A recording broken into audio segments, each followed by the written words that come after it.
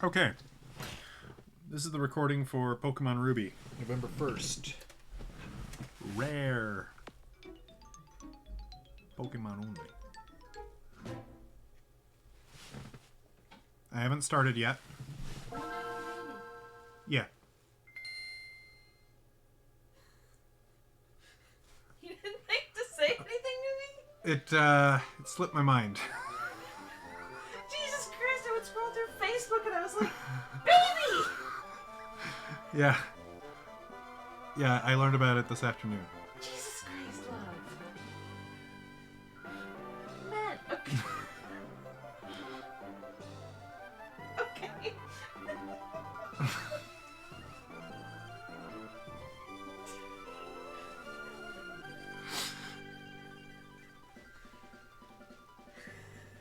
I love you. I know, I love you too. Look, if it was our kid, I'd probably, you know. You would be there! Yeah. Alright, I'm gonna start streaming, okay?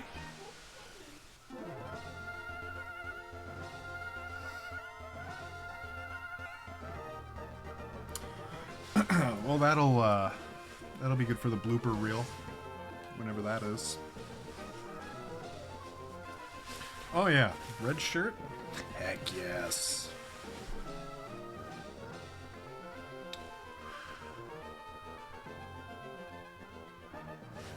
I should probably actually do one thing quick.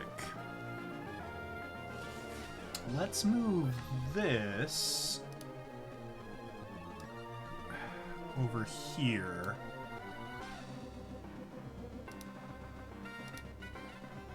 Yeah, I think that makes more sense.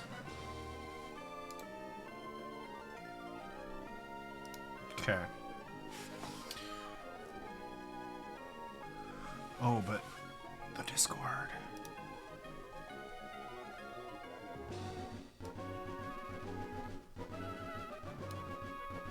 It's 8 o'clock. Going live. Wrong chat.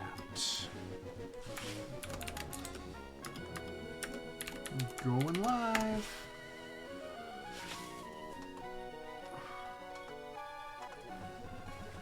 Here we go. Click.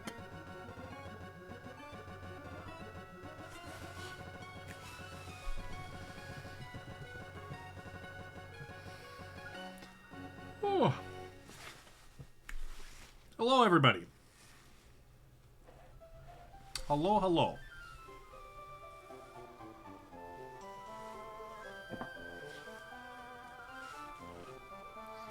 We're here. This is, I think this is true. I think this is, pardon me. I think this is our first stream since getting upgraded to affiliate, which is fun, which is exciting. It's a thing.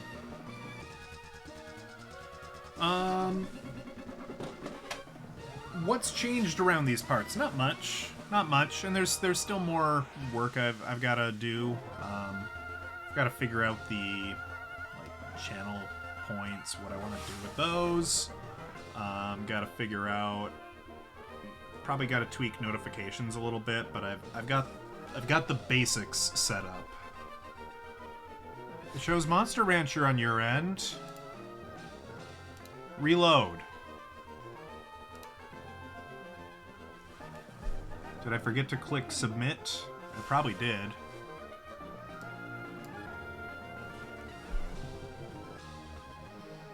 Try it now.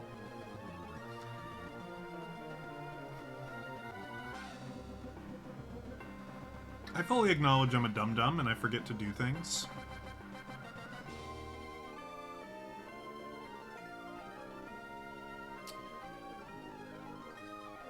It good. Fantastic. Okay. So, Ruby. Ruby. Yeah, I'm running this on original hardware, so I did delete the save on this cartridge, though. Let's go ahead and change the text settings. Battle scene on. I like set better. That's kind of more fun. Stereo, yes. We're playing on the GBA player, so we can have the stereo sound. Normal buttons. And I quite like this frame for Ruby, personally. I like the weird space frame. Makes a huge difference to how the game runs, obviously. Oh, you got an ad. Okay. Well, that is indeed a thing that happens now on occasion. I'm told, I can't confirm at this time, because I haven't looked into it, but I'm told if you are so persuaded, so obliged, that subscribing, if you pay money, if you subscribe to this channel, you will not get ads, and you'll get. Oh, I should probably show off. We have some emotes now. Do I get to see them? I do. So we got a few basic emotes.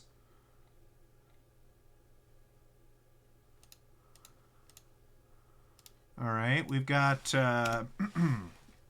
we've got some Cyndaquil reactions from Mystery Dungeon, and we've got Bella. Those are standard. Everyone who follows gets those.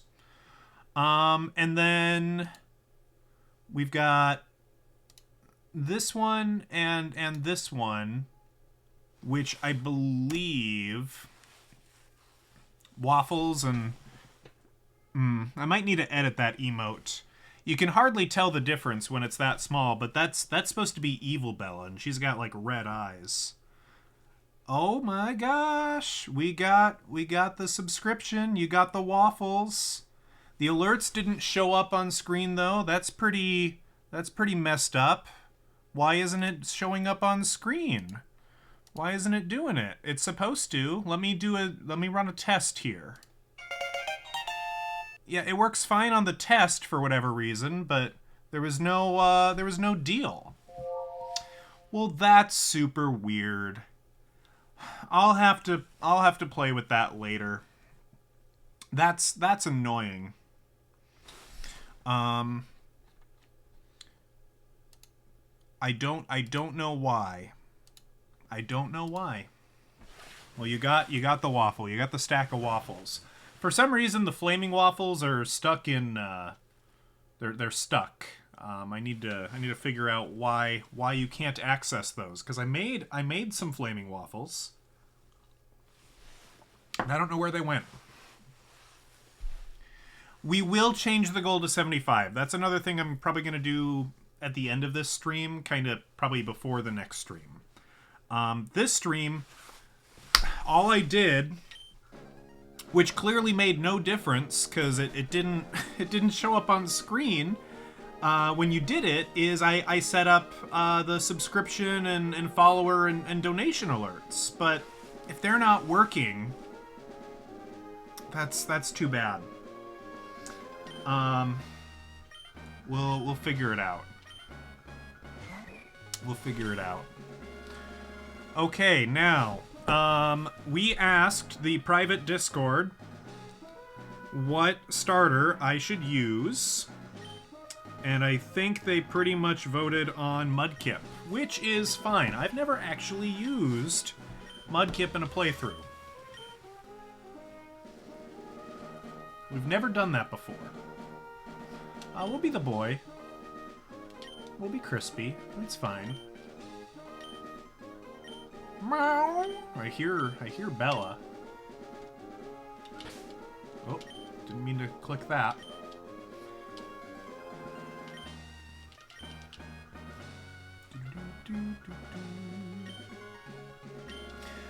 I was surprised. Somebody once, I know, I'm a complete and utter sellout.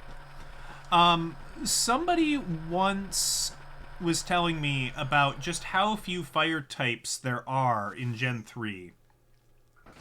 And unless you stop and think about it, Yeah, there really aren't that many.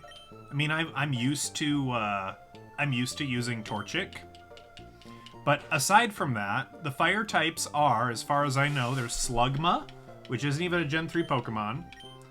There's Torkoal, and there's Camerupt. That might be it. There are very, very few. My internal battery's dead, so it really doesn't matter what time I set this for. You can do mod stuff from your phone. That's good. I'm glad. That's considering how often you're moving from the television to your desk and whatever, that's probably just really useful.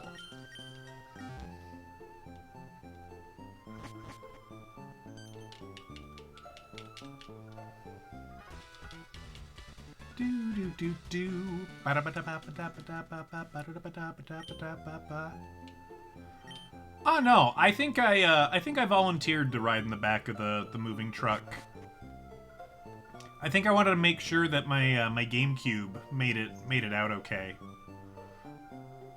Oh, that's right. Yeah, I gotta introduce myself to the neighbors first before I get my Pokemon. It's been a while since I've played this. Probably not that much of a while, but it's been a little while. Does my mom view me as furniture? You know, I'm a priceless heirloom, okay? I was, at the very least, wrapped up in a moving blanket. I was cinched down. I wasn't going anywhere.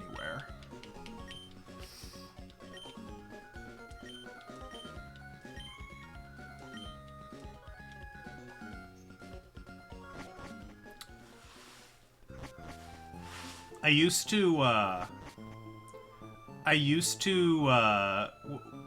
had two Game Boys and we had Ruby and Sapphire, so I would like play them in sync, and I would get to the point where you get to the rival and the two rival, because the boy rival and the girl rival have different music, so I'd press A at the same time so they'd play at the same time and they would sync up and I'd listen to them both at the same time.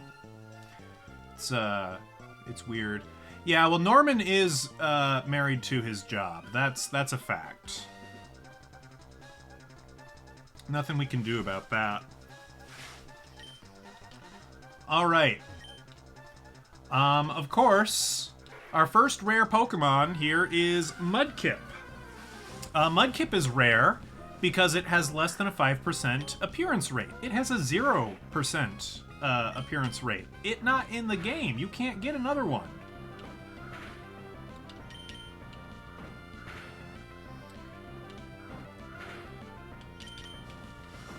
I think the main reason we don't live together is,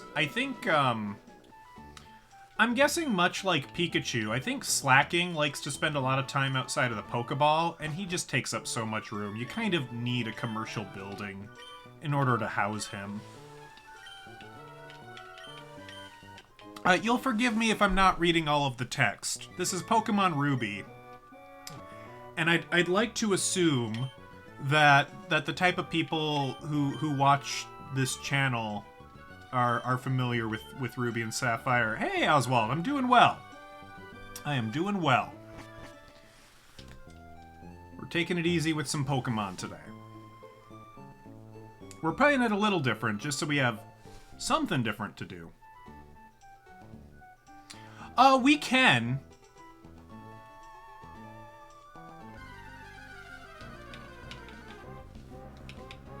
We'll read some of the more major once we get out of the tutorial. Maybe we'll read some of these. Nice. Let's see. Let's get the free potion from this guy. I'm a sucker for free items. Heck yeah. I've got some, I don't know, it's ginger beer and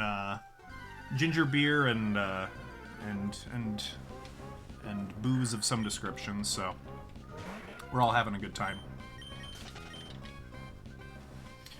All right, let's see if we can beat May first try.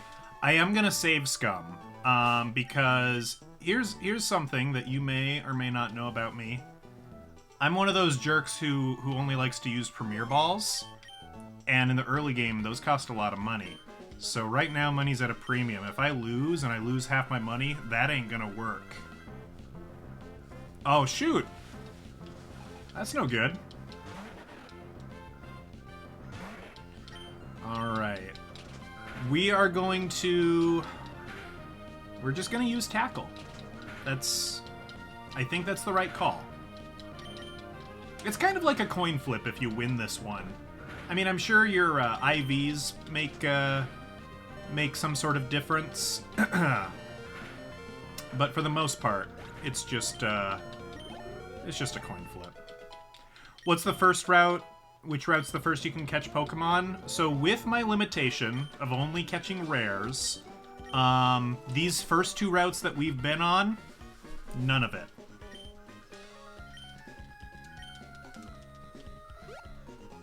But the next route we go on does have some Pokemon that we can catch. It has two. It has two Pokemon we can catch.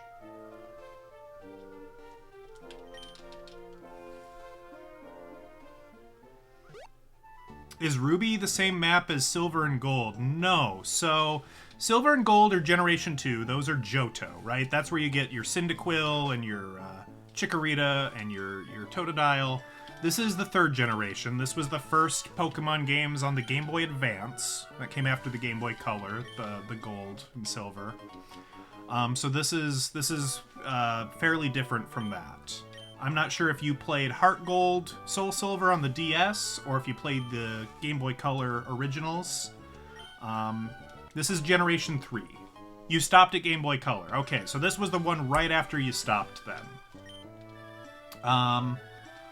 Which, you know, I'm not sure that it's the big gray one with Pokemon Red. Yeah. Red was technically the first one I played, I think. We had this like daycare we went to where they had this weird system where if you behaved, they basically gave you Monopoly money, and then you could trade it in to get like an hour or like half an hour of like video game time, and they had a bunch of Game Boys and like games you could run. It was a weird system, but so yeah, and they had like a few copies of Pokemon Red as well. So I always had to hope that I got the right copy that had my save on it. It was a bizarre way to play the game. I wouldn't recommend it. So what did this game introduce that you might be missing from Gold and Silver? Well, one thing... Oh yeah, I think I elbowed some people to make sure I got to the front of the line and got my copy. For sure.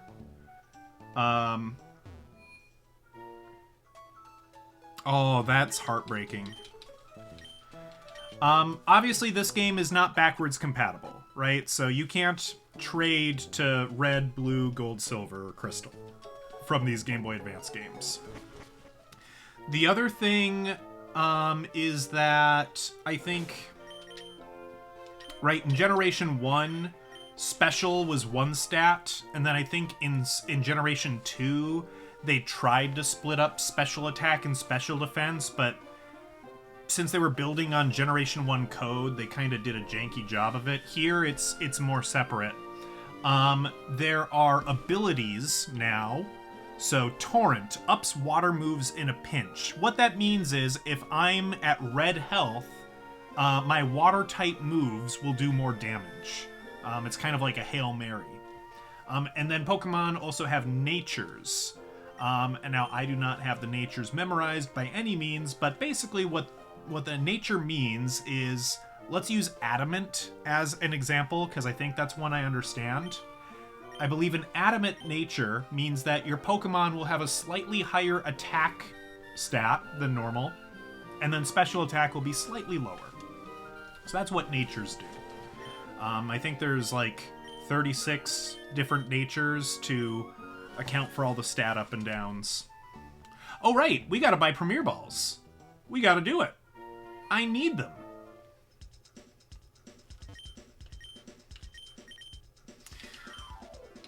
This was not in gold and silver and such, but Premier Ball. Yeah. It is a ball that looks a little bit different. We're going to sell these potions. Yoink. We're going to sell these balls. Yoink.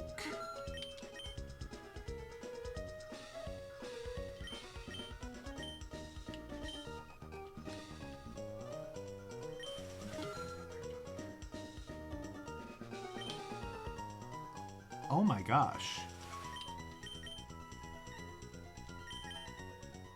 That is...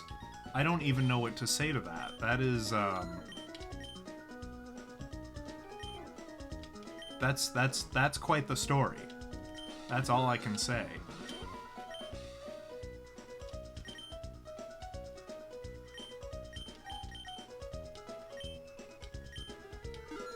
Okay, so I've got 3 of my favorite Pokeballs here. We'll earn a little bit of money here so we can get some more.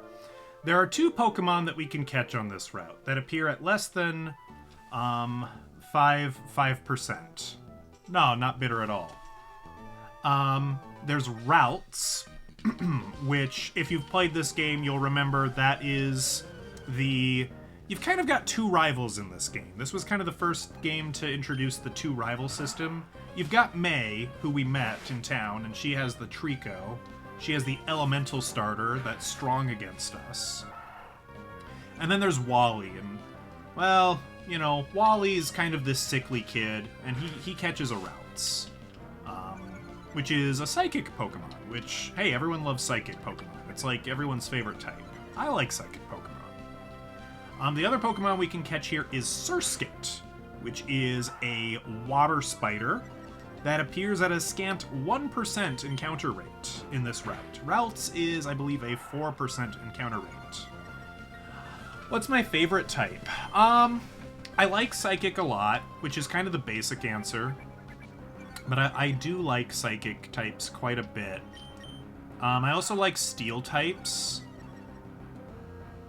If I were an element... If I were an element, what would I be? Like, if we're talking, like Earth, Wind, Fire, Water, I think I'd be Earth. I think I'd be Earth, but I'm not sure. What's your take on that? What vibes do I give off?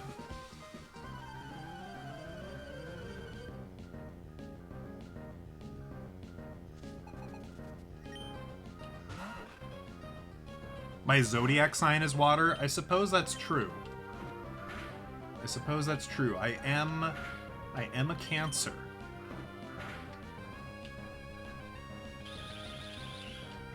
I come off as wind. Interesting.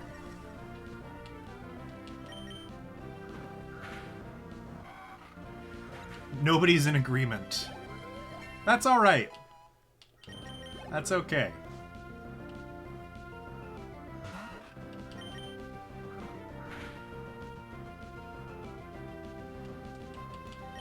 Wurmple is interesting.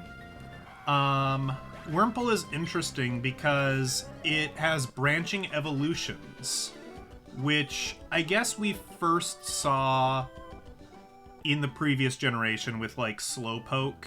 It could evolve into oh, hold on. Now I might not have a poll thing.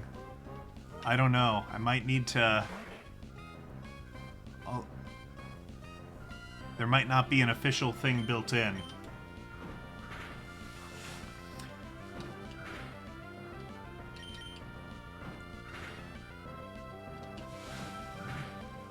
This stream's still a little jank. This whole area, yeah, my fiery red hair.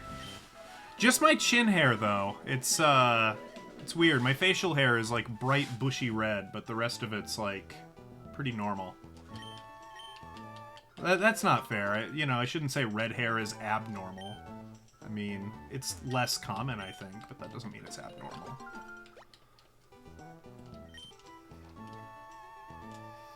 Yeah, I got a little bit of the Irish.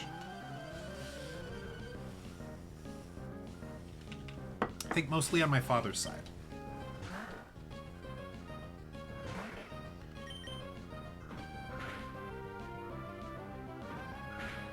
Alright, now I probably do want to be careful, because if I get too strong here, I might accidentally KO the Pokemon that we want to catch, which wouldn't be great. No, you probably don't. I think I need to, like, set up a chat bot in order to do polls.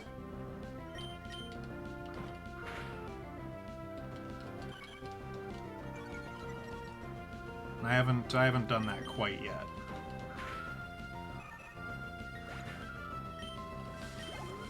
That reminds me, actually, I am missing... I had to reset up OBS for, reasons here. I'm missing my docs. I guess I just don't get to know. That's fine. I was gonna try and figure out how many, Normally I have a little thing on the side of my screen that tells me what, how many viewers we got, but, because I had to reset some settings, I forgot to put it back, so... I'll do without it. You can see earth and wind. Okay. You just chimed in with water because the Zodiac stuff.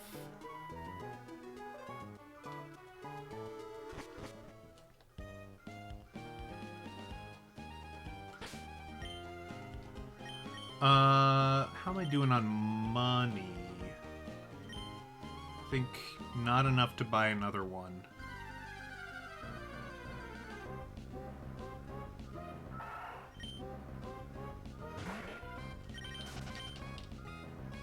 Let's try to catch these Pokemon that we can find.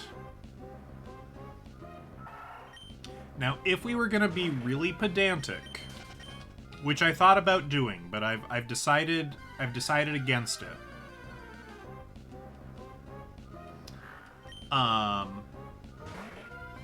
The rarest Pokemon on this route is not Ralts and it's not Surskit. It's Poochyena. But specifically, one that is holding a Pecha Berry. If it's holding a Pecha Berry, it only has a 1 in 20 shot of doing that. And so Poochyena holding a berry is the rarest Pokemon you can find on this route. Problem is, you don't know if one's holding a berry. Frisk, the ability that tells you if a Pokemon is holding an item, it doesn't exist yet. So I could only... I have two ways of knowing. I can catch the Pokemon and look at what item it's holding, or I could use the move Thief on a Pokemon to try and take its item, and that would also tell me. But those are kind of really, really rough. Oh yeah, if I catch a shiny, I can keep it? 100%. That's a rare Pokemon.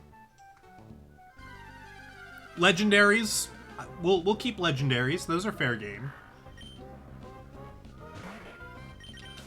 And I do have to... I can't...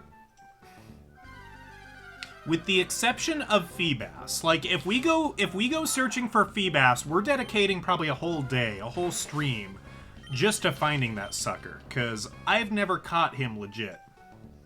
He's a annoying one to find.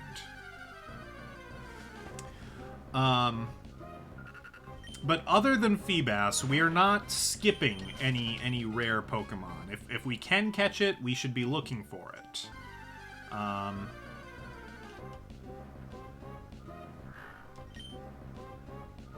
This could be worse. I've seen people play the game, right, where they're like, I've got to catch one shiny before each badge. And that is madness. That is ridiculous. They respect their time less than I do, which is saying something. So I'm Earth/Air.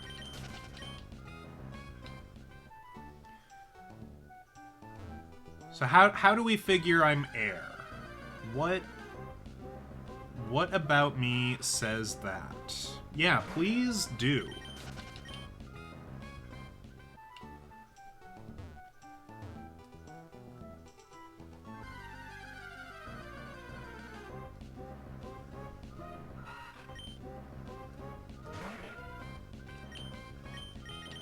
Yellow mustard. Was I talking about condiments? I mean, my shirt is red, like ketchup. And I guess my I got Pikachu here. He's kind of mustard colored.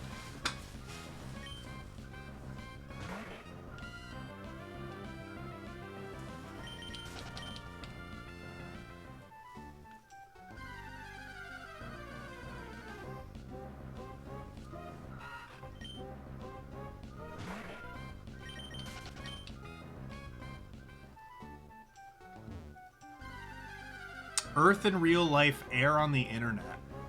Yeah, I probably do present myself a little bit differently on stream than I do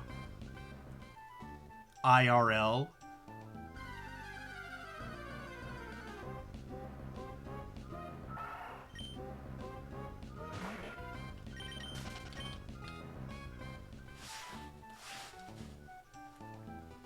All right, Young Fix. I'm not quite sure what it is you're attempting to say.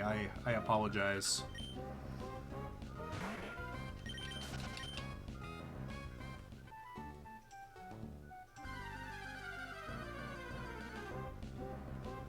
On the topic of pelicans, though, and this surprised me because my memory would have told me otherwise. Of the rare Pokemon that we can and will get in this playthrough, Pelipper is one of the Pokemon we will eventually get. Pelipper, when you're surfing, appears at a 5% chance. It feels like a lot more than that. It feels like I ran into Pelippers all the time while surfing in this game, but yeah, only 5%. There's some other weird ones that I thought were rarer and I'm not gonna get, and then there's some that I didn't realize were so rare. We won't be catching a Zubat. Eventually we will catch a Golbat, which we could then maybe evolve into Crobat if we treat it real nice. But we will not be able to get the Shell Bell. Oh wait, no, Shell Bell doesn't matter. It's the Soothe Bell that increases friendship. I don't know if we're getting the Soothe Bell. I don't know where that item is in-game. Believe it or not, I don't have all of the item areas memorized for this game, even though I played it a lot. Eevee's not in this game. No, I will not be getting Eevee, unfortunately. I like Eevee. I like Eeveelutions.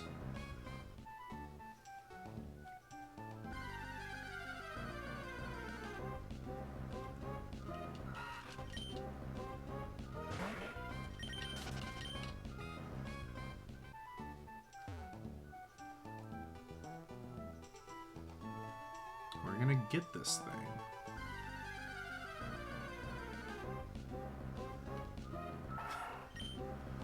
What to do? You know, it's a fair question. It depends on your friend group, I think. Oh, I guess I hadn't battled you yet. That's okay. I think there's a lot of maybe expectation that there's going to be some drink or some other such, but there doesn't have to be, and if people don't want to do that, that's fine. I don't know, some of my friends are big into board games, so, but usually if we're playing board games, there tends to be alcohol present as well, frankly.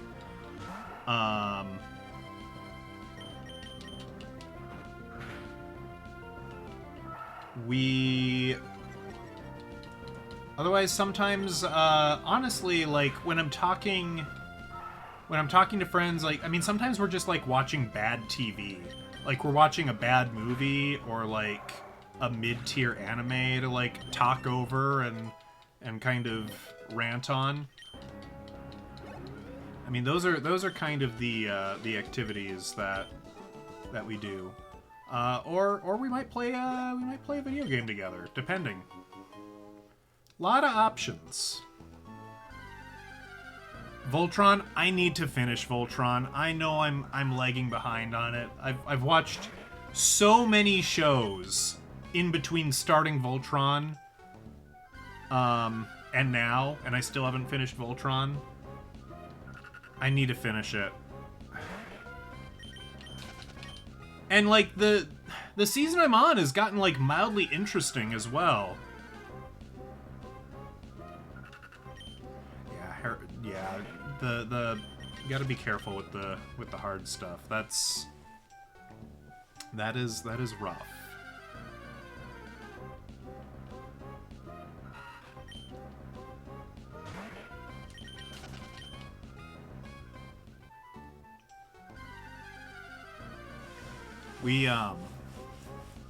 Trying to think here.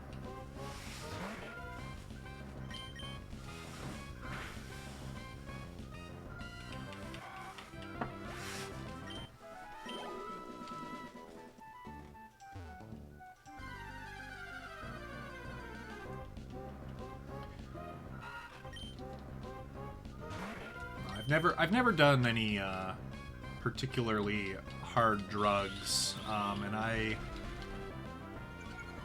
historically, my family tends to have addiction issues, so I will... Whoa, 2 misses in a row! Okay, in case you're not aware, missing tackle is a 5% chance.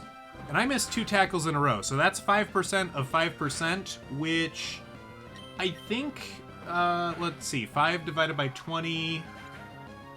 I can't do the mental math right now, but it's less than 1%, okay? That is low. That is low. That is unlikely. That is stupid. If we're talking D&D, I just rolled 2 1s in a row. It's ridiculous.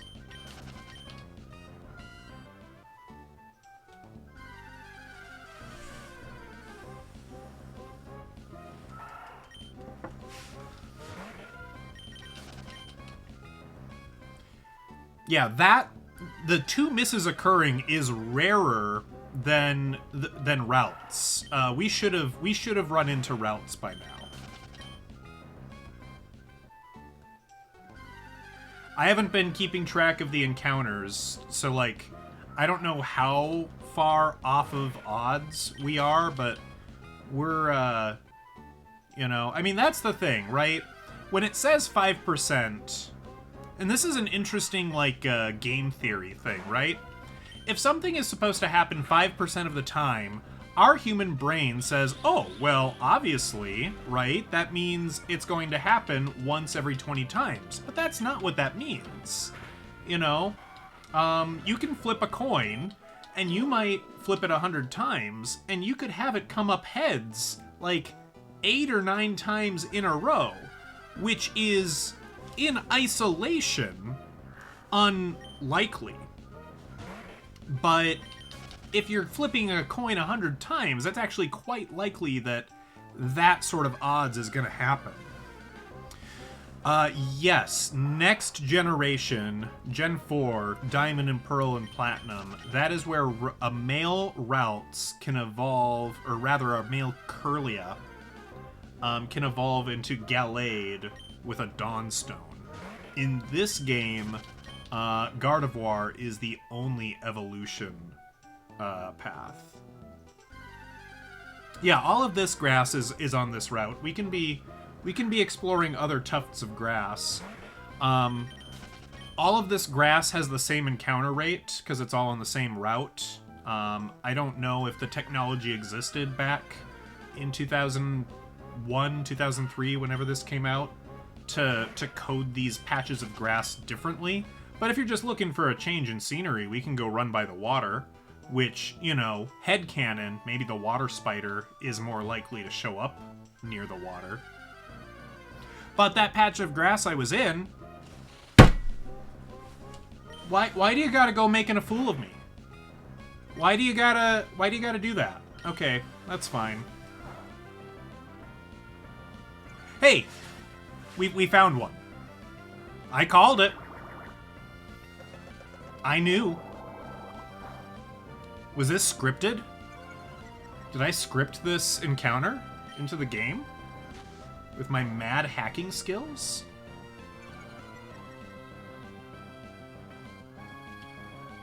I might have. You'll never know.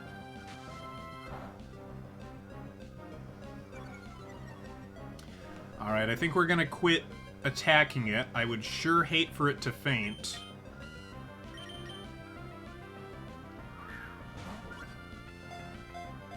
I love the Premier Ball. The white with the red stripe. No! That was like $1,000!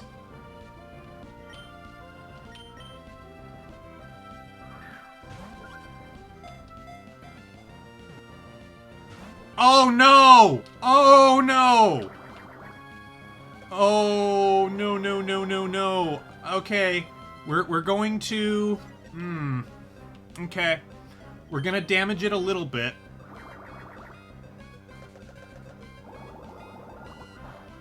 Oh yeah, the Helix? Everyone loves the Helix. Praise Helix. No! That's what I was trying to avoid!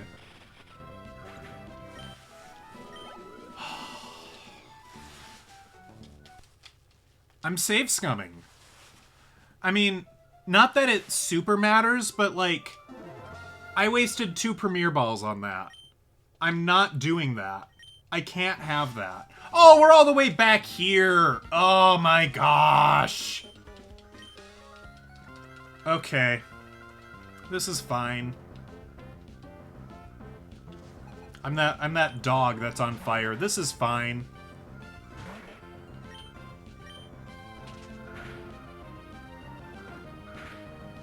Everything's fine.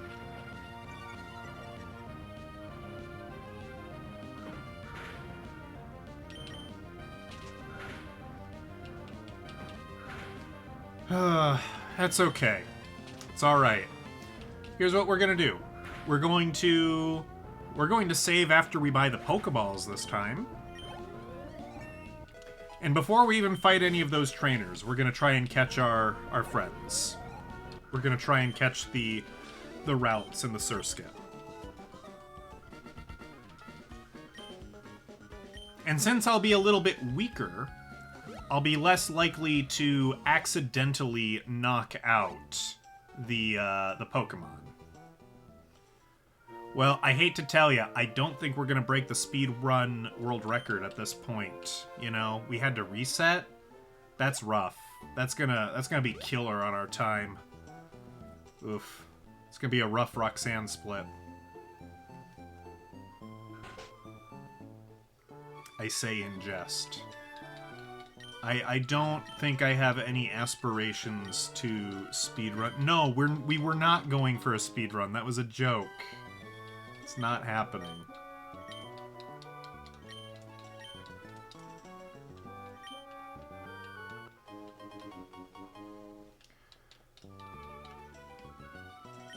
We will probably, at some point during the month of November, we probably will be doing a speedrun, though. We're probably doing a Hobbit GBA speedrun, like the good old days. And if the votes in the private Discord were to be believed, I think I, at the very least, am choosing between Link to the Past and Spyro. Original Spyro. If I do Link to the Past, I'm probably not gonna do a full speedrun, just because I'm a little less familiar with that game. What I might do instead is I might do a category where you basically speedrun the game up until the point you get the Master Sword. Which kind of is in line with how I used to play the game. I would kind of get roughly to the Master Sword and then give up. So that sort of speedrun is kind of appealing to me.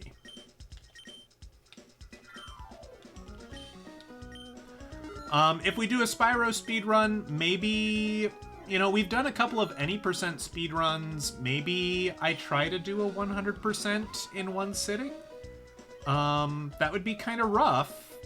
I've never done it before, but maybe now is the time. Yeah, I have never 100%ed Spyro in one sitting. I've done it multiple times, just never in one sitting.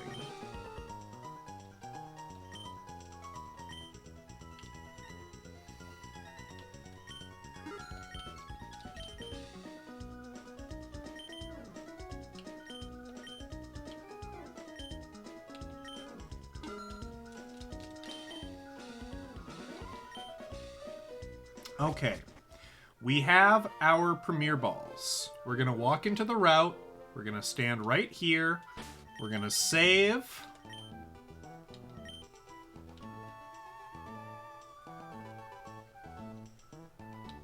We probably scared off the spider. He's probably not here anymore. If he is here, I'm gonna scream. Okay, he's not here. I'm not gonna scream. It's fine. We're good. We don't have to cry about it.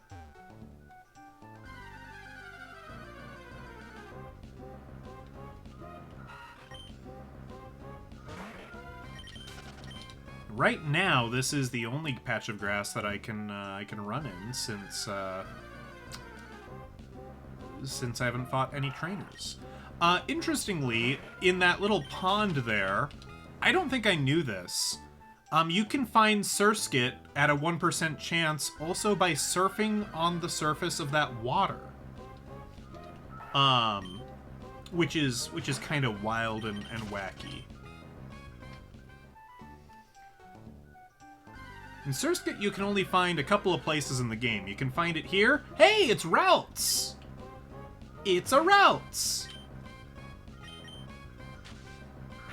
I'm using Mud Slap, but it really doesn't matter, because... Don't know if you know this, Routes does not know any damaging moves at this level. I don't know what level it learns Confusion, if it's at level 6 or maybe level 7, but at level 4, the only move it knows, it's Growl. So we're gonna have to do some, I think it's kind of called swap training. I think that's the common vernacular. Where we put it out in front and then swap into Mudkip or something else to actually take care of the... Basically the same thing you would do to train a Magikarp. That only knows Splash. Now in this game there is an item called the Experience Share that makes that so we don't have to waste a turn with routes. Alright, we caught him! Good. Good. Route senses the emotions of people using the horns on its head. This Pokemon rarely appears before people, but when it does, it draws closer. If it senses the person has a positive disposition. Well, I don't have the ability to do that. I don't have a means to hack rare candies into the game. Otherwise, I totally would consider doing that, but that's just not feasible. Alright, we are going to heal, and we are going to save yet again.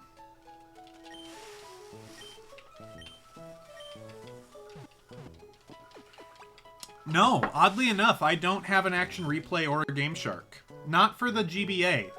I do have an Action Replay for the DS. So, like, I totally hacked Diamond and Pearl to give myself, like, a full Pokedex and, like, a million Master Balls and stuff, but can't do anything for that for Gen 3 games.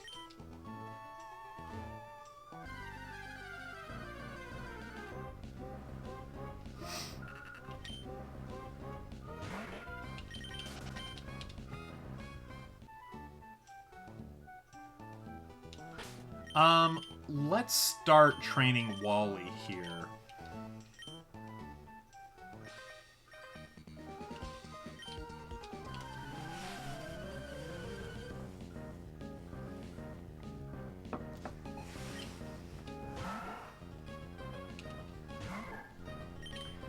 And we'll swap into Mudkip.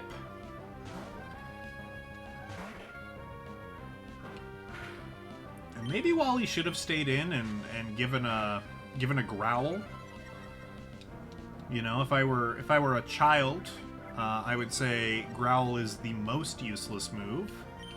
Growl is still pretty useless. It's still pretty bad. I don't like it, but it does have its time and place.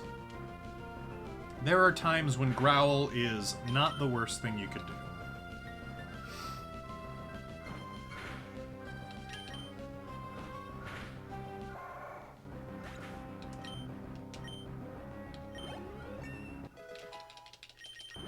Alright, Wally did not get a level up from that. That is okay. Let's celebrate by exploring this grass.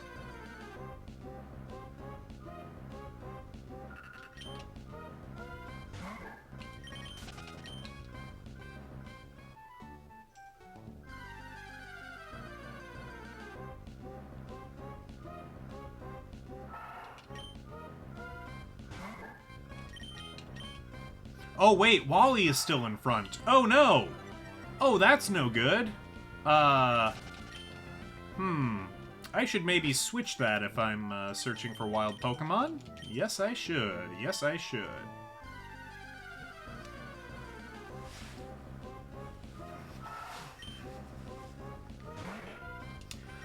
Fun fact. Across all three of these routes, this one, the one up that way, and the one down that way, the rarest Pokemon in all of those routes, in all three of these routes, is technically a Poochyena holding a Pechaberry. They all appear at less than a 1% chance.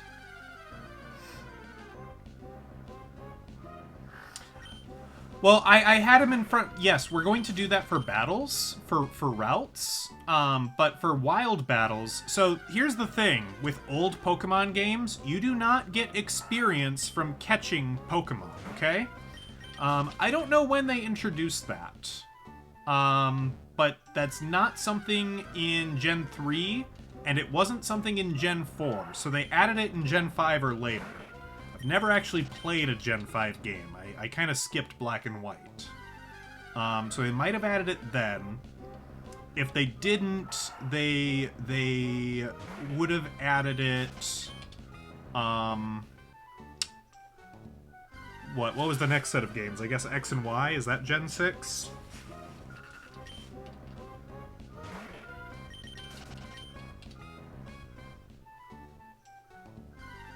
Yeah, that was a later feature. And of course, as well, right, XP share in this game, very different from XP share in other games. In later games, XP share would be like a key item that in some games you could turn off and on. And if you turn it on, it means all Pokemon in your party gain experience when you battle. In this game, it's quite different. The XP share is a held item that you give to one Pokemon. So if I give it to Routes, it will split the XP with whoever I battle with. So Routes will get half, and then whoever battles gets half. And if I do some swapping, so if like I start with Mudkip and I swap to Surskit and I win, Mudkip will get a quarter, Surskit will get a quarter, and Routes will get half. And I think likewise as well, if I battle with Routes, that kind of boosts the numbers. So like if I have Routes with the XP share, but I still switch him out with Mudkip, I think he gets like 75% of the XP and Mudkip gets 25. I think that's true. I might be making that last one up, but I think that's true. Do I prefer the new or the old way of the XP share? I mean, look, does the new XP share make Pokemon games kind of trivially easy? Yeah, in a lot of circumstances it does. Does it remove some grinding from the game, though? Yeah, it definitely does. I think I prefer the old way, but that is purely nostalgia bias. I think if I were to look at it objectively, the new format XP share is better. I do like the ability to turn it on and off, though. I think if you as the player don't want that, I think you should get to turn that off. And I think there are some games where Game Freak has not given you that decision. I think there's been some newer ones where XP share is on permanently. Possibly, Scarlet and Violet. I believe they might be like that.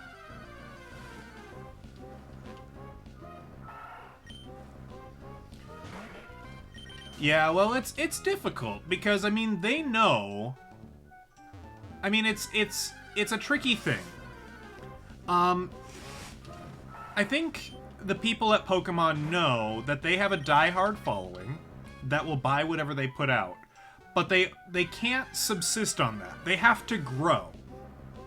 They have to attract younger users, and younger users, I think, are less apt to put up with some of the quirks that we kind of look back at as charming, and they look at it as bad game design, which, I mean, maybe it is. Some of these decisions were just kind of like carried over from the Game Boy days where there wasn't enough technology, there wasn't enough RAM, there wasn't enough anything, resources to do it any differently.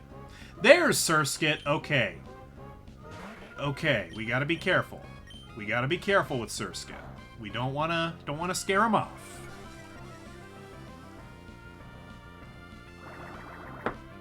I say scare him off. This isn't a Pokemon that can run away. I want to be clear on that. The only Pokemon that can run away in this game are Pokemon that know Teleport, which, oddly enough, are not rare enough for us to care about. Abra is not rare. Wherever Abra shows up, it shows up at a rate of 10%. That's pleb. That's common. We're not doing that. And of course, Latios, right? The roaming legendary Pokemon. It flees at the end of battle. I don't think there are any other Pokemon that flee in this game. Also, and I didn't realize that they changed this in newer games, if you KO a legendary in this game, it's gone. You have to save in front of a legendary and retry it.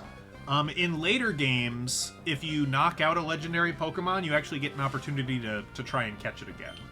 Which, I actually think that's a good change that Game Freak made. Yeah, that's better. Okay, we got the Surskit. Good. We are done with this route. From the tips of its feet, Surskit secretes an oil that enables it to walk on water as if it were skating. This Pokemon feeds on microscopic organisms in ponds and lakes. What do we want to call the itsy bitsy spider? We could call it Itsy Bitsy. That might be good. I see no reason not to. Itsy Bitsy. Done. Alright, we have to heal. And then let's see if my Itsy Bitsy spider can take on the worms.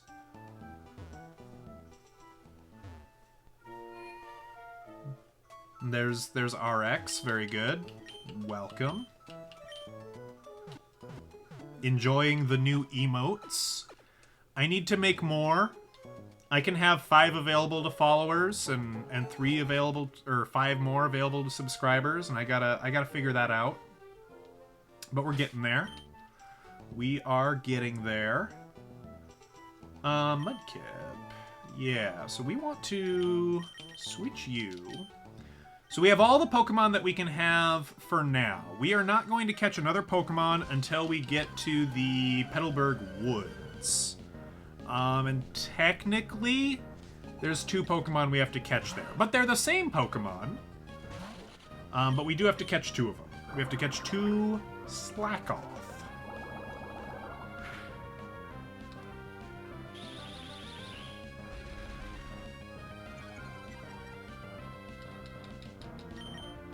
I have no idea what sort of, like, experience group Itsy Bitsy is in. Why 2?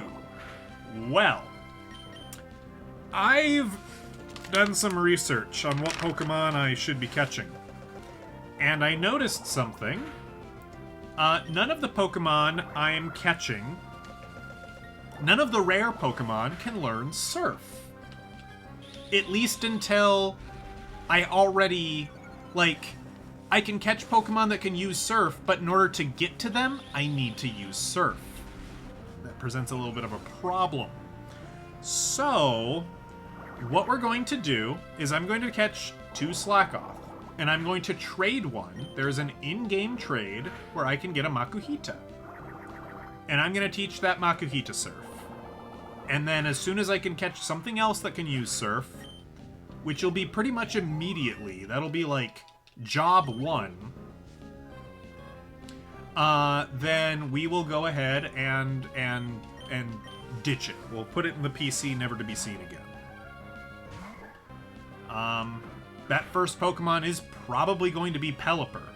Like I said, we can get it at a 5% while surfing. I'm pretty sure Pelipper can learn Surf. I haven't actually looked into that. If not, we can get a Tentacruel, which appears at a 1%. What will my final team be?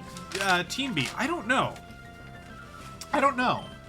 I kind of want to use some Pokemon that I've not used very much. We might use Xatu.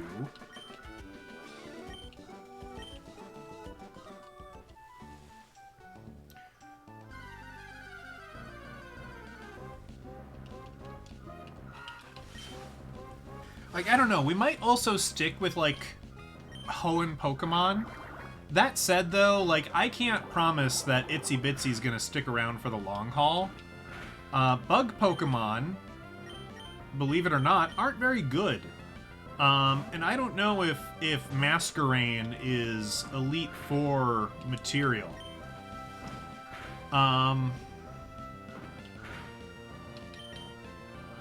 We might use Gardevoir.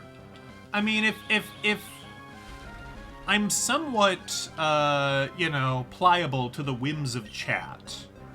So if we've got some Gardevoir fans, we'll keep Gardevoir around. I'm okay with that. But if we've got Pokemon that we like better, then we'll use that. Also, this surprised me. We will not be getting Bagon.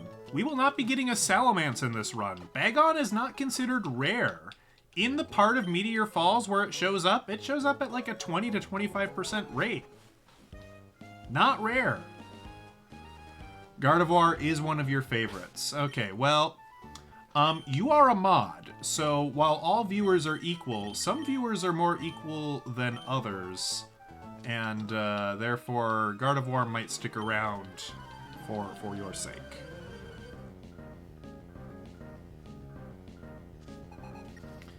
Also noticing you've got a little first there. And I'm not sure if that's because you're the first ever to subscribe, or if that means, like, you've been subbed for 1 month. I'm not sure. I'll have to look into that. I wasn't anticipating subscribers this stream, so I didn't really configure that.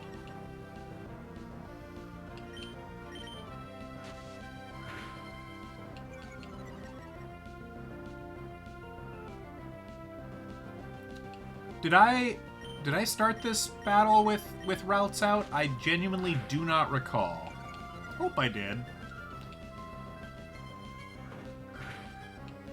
Founder badge.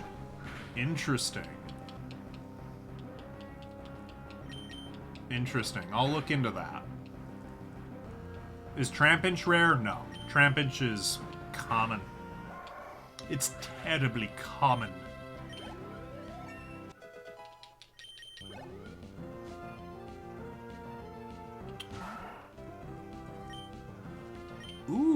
Using the Prime membership. Very good. Thank you. Twitch Prime. I'm sorry that the notification didn't show up. I spent so much time before stream getting them set up, and they just refuse to work. I'm really rather miffed by that.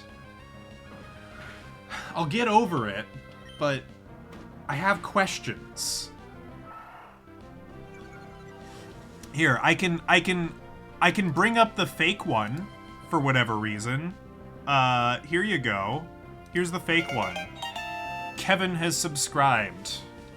You're not Kevin. But there you go. I should use Bagon. It's not rare. I would be lying. I'll think about it. Once we get to the point where we could find Bagon, which I believe we need Waterfall to do. In our hearts it is. That's true. That's true. It feels rare. It only exists in one screen in the game. Counterpoint, Spinda only exists on one screen in the game. And Spinda... Boy, Spinda is common.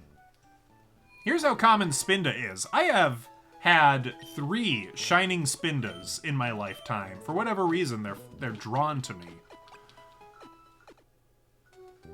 Ads are the death of you. That's fair.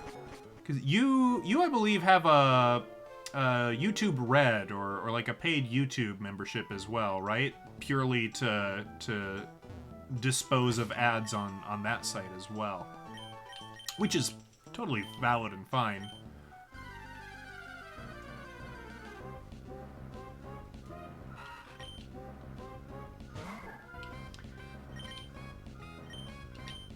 I'm not sure how often ads are playing. They shouldn't be playing too terribly often, I don't think, but I think that's a setting I can play with. I don't intend to load you down with a bajillion ads.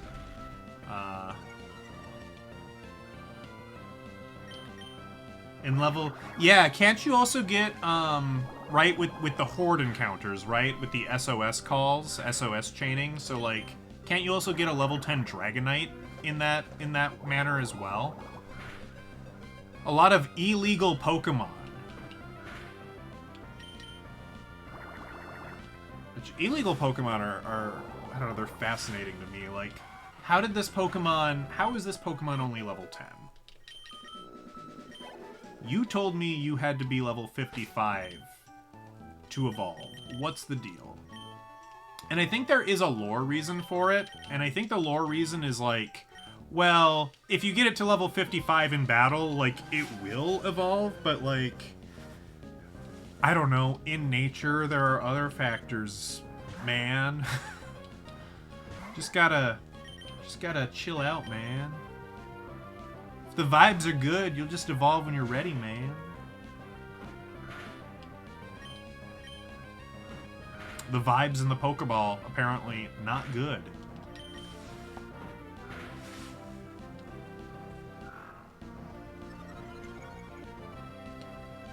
You got 5 ads in the last hour. That seems a bit excessive.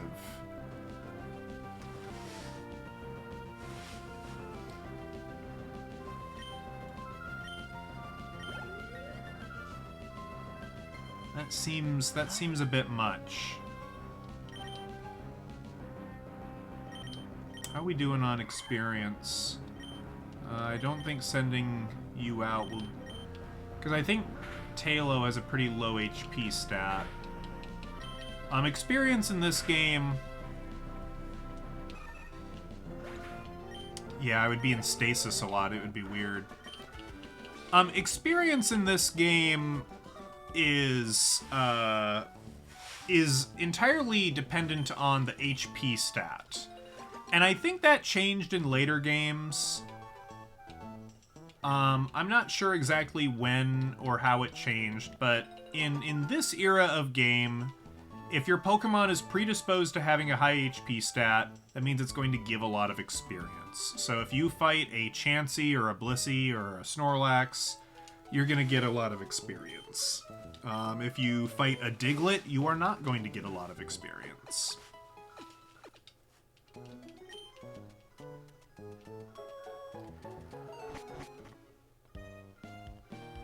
I can't grow berries. It is impossible for me to do.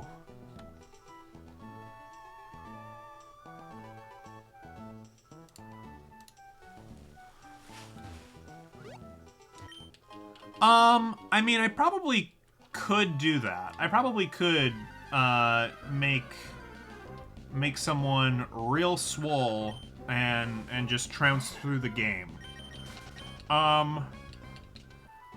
I'm not sure that's the goal for this playthrough. Oh, apologies. ADHD squirrel brain.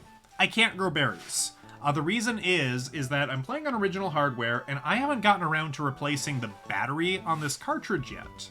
All time-based events, which basically means growing berries and the tides in Shoal Cave. Oh, there's the thumb thing. That's all done by the real-time clock, and that's busted. I can't do it. Thankfully, the battery in this game has nothing to do with saving the game. So, like, I can save and I can play, and that's fine. That's different from, like, red, blue, gold, silver. But, yeah, I can't, Oh, right, this guy. He's like, go meet your dad. Go talk to your father.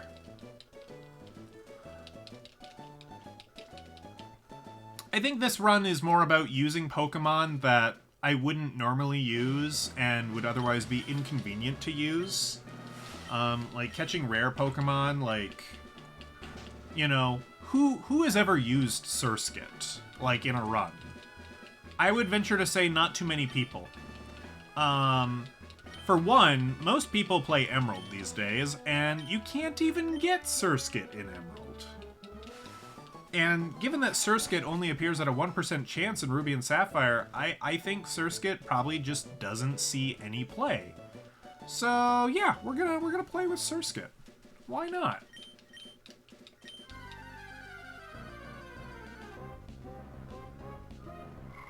Wally gets a routes.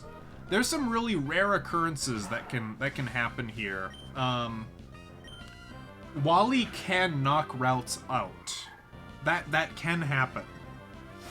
And he'll still be like, "Whoa, I caught it. Thanks, man." And it's like, no, you didn't. You liar.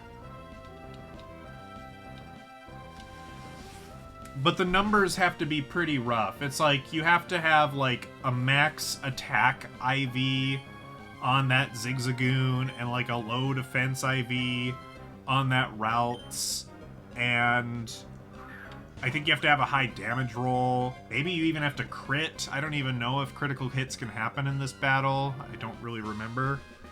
But I've seen it happen. Not to me, but I've seen recordings. I know it's true. I know it can happen. Also, I think both of those Pokemon can be shiny. They weren't, but it's possible.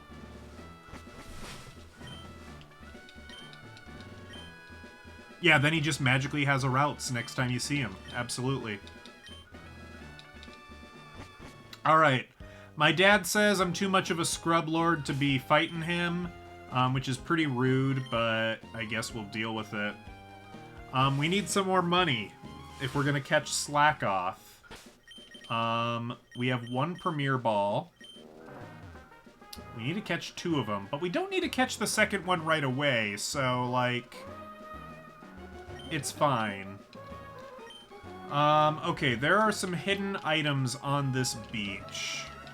Did I save? No, I probably didn't. I probably should. I feel like I saved after I caught Surskit, but now I don't remember, so you know what? Doesn't hurt to save again. I do not remember where all of the hidden items are.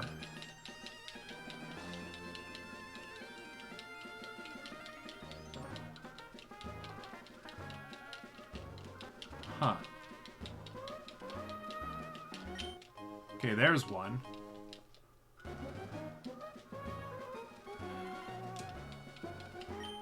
Oh, there's another. There might be a third item somewhere on this beach, but for the life of me, I don't recall where it is.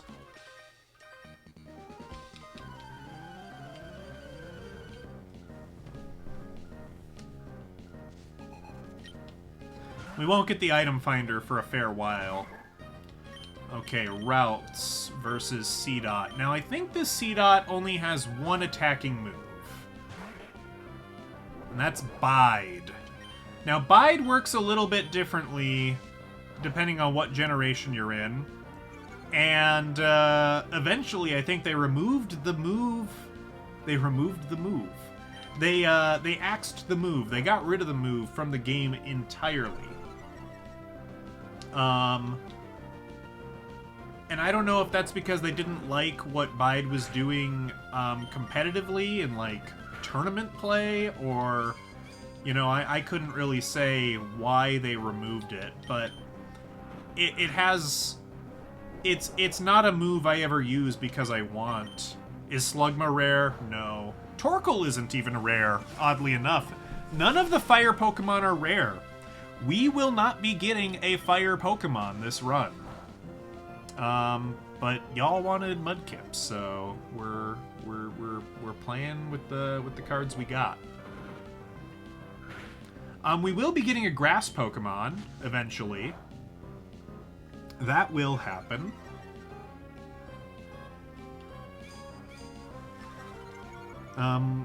We'll get a few more bugs. We'll get some normal types. We'll get some electric types. We'll get a poison type. A couple poison types. A couple bugs. A couple flying types. Some more water types. You were the lone Torchic vote. Ah, well, thank you. Thank you. I agree with you, but you know, this is fine. Again, we're using Pokemon that we might not ordinarily use. Never played with a Mudkip before. At least not to completion. Maybe I've done a little bit with a Mudkip, but not a lot. I should mention as well, this is not a Nuzlocke, okay? If our Pokemon faint, it's a normal game. You had to vote for the Kipper. Well, you know, that's okay. The heart wants what the heart wants. And now Kipper knows Water Gun. I like Mudkips. Mudkips are pretty cool.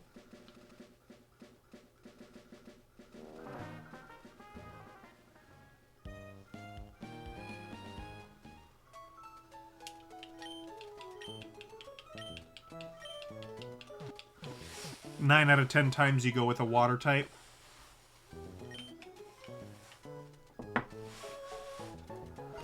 Trying to think. I think the only time I went with a water type was in Diamond and Pearl. I think I went with Piplup.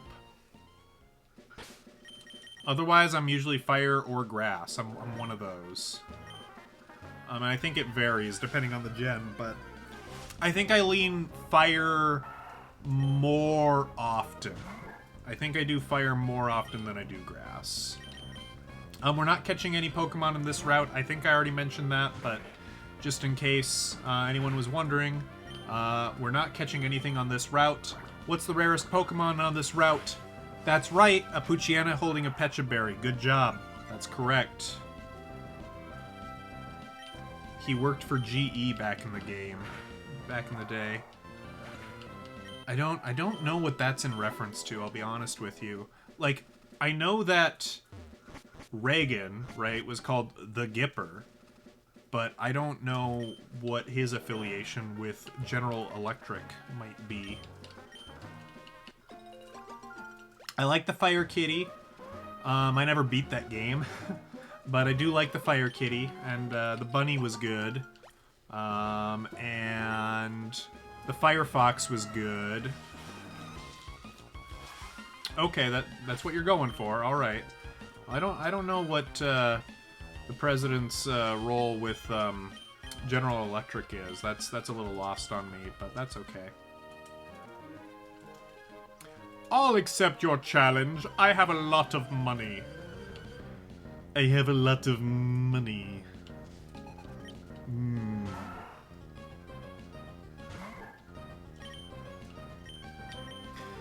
Yes, my Zigzagoon was bred by the best breeders.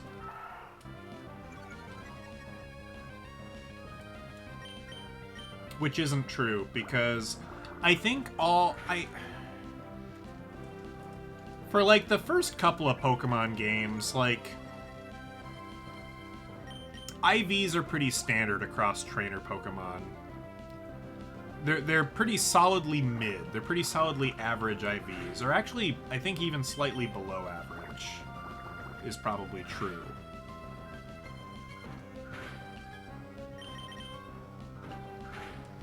Also, I think that Zigzagoon, I think he's holding a nugget. I'm not sure if that's in this game or if that's in, oh gosh. An Emerald. But usually his Pokemon will be holding a nugget. And so if you do have a Pokemon that knows Thief, you could steal the nugget and squeeze out some extra money from the rich kid battles, which is generally a good idea. Pokemon Rusty.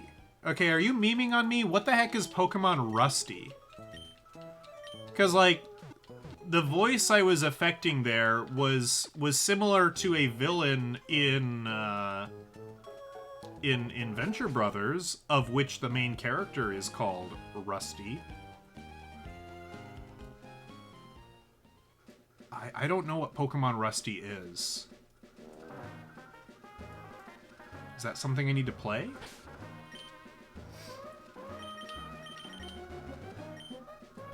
Reagan did work for GE? Well, I didn't know that. I'm only, and loosely at that, familiar with his career in Hollywood as an actor.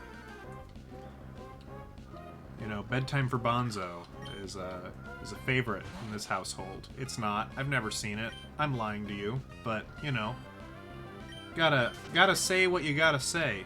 He was a spokesman. Okay, so that was probably amidst his Hollywood career. He was a handsome face to rep the brand. In the 60s, okay.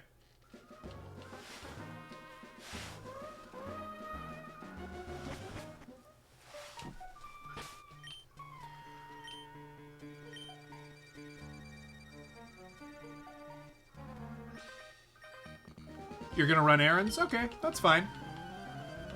That's cool. Depending on how long you take, I might still be here. I don't know how dedicated I am to getting far. I mean, it's a little luck-based, right? You know, I have to actually find the rare Pokemon and catch them. And after Slackoth, we do have to find a Skitty. And Skitty's pretty rare. I think it's a 2% encounter rate. He gets a Bidoof with the help of a snobby guy for IV training. Oh, really? Interesting. So I inadvertently, like, very accurately described that. That's funny. Bidoof, you know, if Bidoof was in this game, we'd have to very carefully consider whether or not we could use it, because Bidoof is not rare, but, I mean, the fact that we even get to witness Bidoof feels like a rare privilege, right? So, you gotta think carefully about it.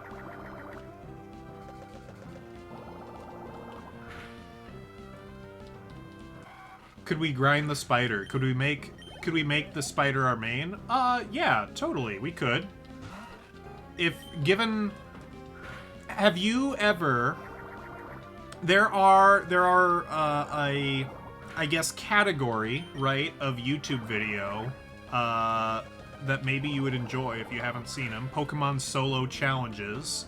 There's a couple of, prominent people in that game. I won't name any, particular content creators as to not show preference, but they'll take a game, whether it's red, blue, yellow, gold, silver, ruby, sapphire, and they'll basically just try to beat the entire game with one Pokemon and see how fast they can do it. How high a level do you have to get? Can it even be done? There are a few Pokemon where it can't be done. I think you could beat the game. I think you could beat the game with well. So here's the thing about Pokemon solo runs as well, though. Usually, if you're starting with a Pokemon, you're not letting it evolve. That's like part of the challenge. Is like, okay, it's Surskit, but we are sticking with Surskit. So like unevolved, could the spider alone beat the game without evolving? Okay, you'll be right back. Oh, thank you. All right, you're back. What I was saying is that in solo runs, usually if you're running the spider, you don't let it evolve. Yeah, you don't let it evolve. So, could I beat the game with just the spider, not letting it evolve with its lower stats? I don't know. Bug Pokemon are really, really weak. I'm sure if I just started with that and let it evolve, I'm sure I could. But unevolved, that's a tall ask. That would be quite challenging. Like I think one video I saw. Oh, you subscribed as well, Oswald. Thank you so much. Cheers, man. Very, very thank you. I've seen one video where somebody tried to beat Heart Gold and Soul Silver with a Spinarak, I think, and it couldn't be done. I'm sad we aren't getting the notifications either. Here, I'm gonna do it. I'm gonna do the fake one again. Here we go. There we go. At the very least. I'm so miffed about it. We're being robbed of notifications. And I don't know how to fix it either. Like, I don't know, maybe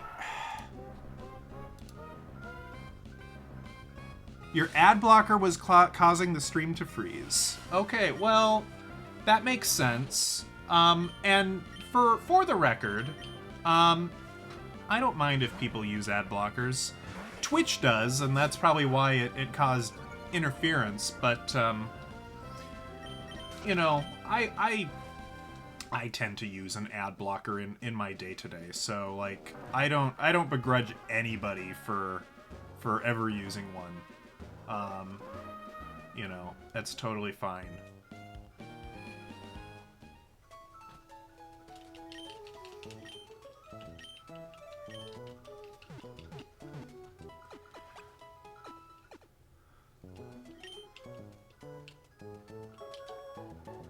Yeah, that makes sense.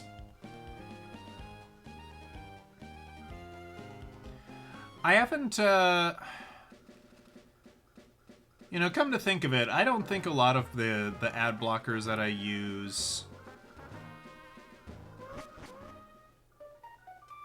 Oh, sure, that makes sense. The first 10 subscribers, maybe it's doing. That's probably true. Twitch kind of set that goal arbitrarily, 10 subscribers, and it's a fine goal to have. I don't know that. I don't know. Call me a pessimist. Call me a nihilist. Call me a crusty old man. I don't know. If you were to ask me when do you think you'll reach that goal, it's yeah, you got a first. You're here. You are here day one. This is the first day we've had the stream where people have even been able to subscribe. So you are amongst the lucky few, the lucky first. It's an honor you didn't ask for, but it's an honor we are giving you. I'm not gonna solo the game with Surskit, but you know, we were talking about how seldom this Pokemon is actually used, so I think I am going to show it some favor. Surskit might stay in our party for longer than is reasonably viable. We might even teach it some TMs. We might... I think Masquerain can learn Ice Beam. We might teach it Ice Beam. Like, that might be how integral this Pokemon will become.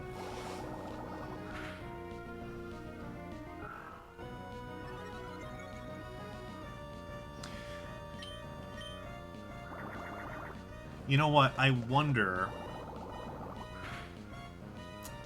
Okay, I have some theories as to why the alerts aren't working.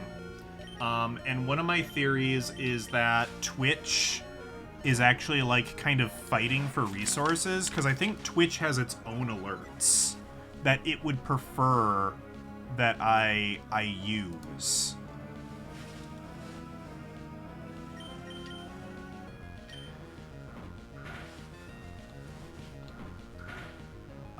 RX, if you're watching me and you're not watching hockey, say something in chat. And if you're watching hockey, then Eclipse, feel free to bug RX, tell her to say something in chat, and we'll get her a gifted sub. You don't have to do that, Oswald, but I thank you. Oh, there it did. Oswald gifted a tier 1 sub to RX Bell. It's their first gift sub on the channel. The freaking alert didn't play, but I do... You know what? I've got it. Hold on. I get, you know, we're... That's... Why it no work? Why? Why are you like this? Why are you like this? I've refreshed the page. I don't know if that makes a difference.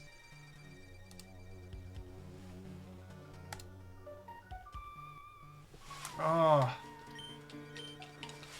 Here, I'm gonna keep... I want to check something in Twitch here. Oh, why did it log me out of Twitch?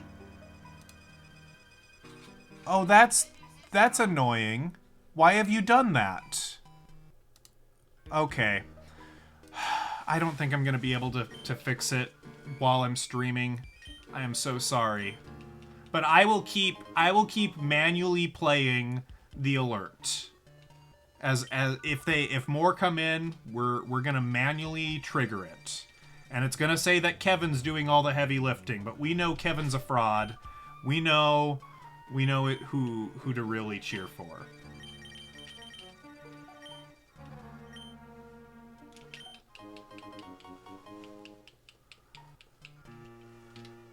I do appreciate it. I think the only reason I'm, like, so out of shape about it is because, like, I got home from work and I basically came straight in here and, like, rushed like a madman to set them up, like, for stream. And so I was kind of sweating. Like, not actually, but I was kind of like, okay, I gotta do it. And now they're not working.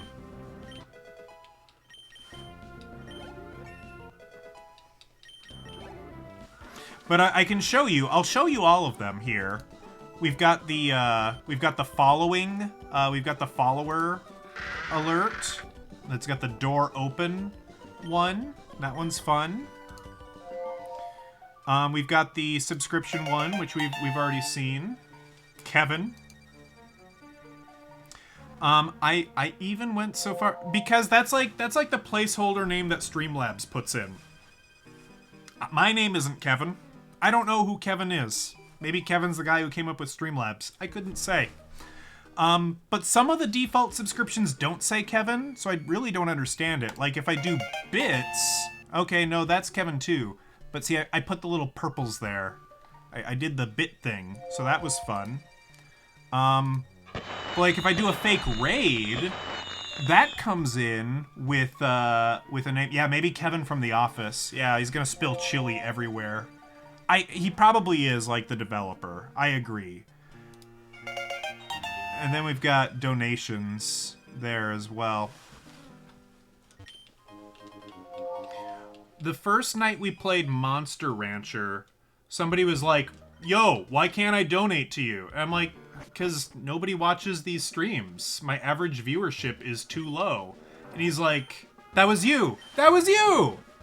Yeah, well, we got the viewership up. Both of the Monster Rancher streams were very successful. So, we got it.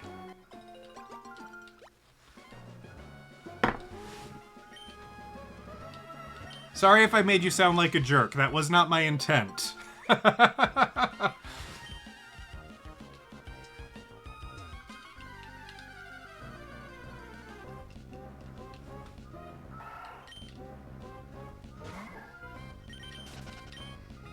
We keep it pretty chill around here. No, no! I'm sorry.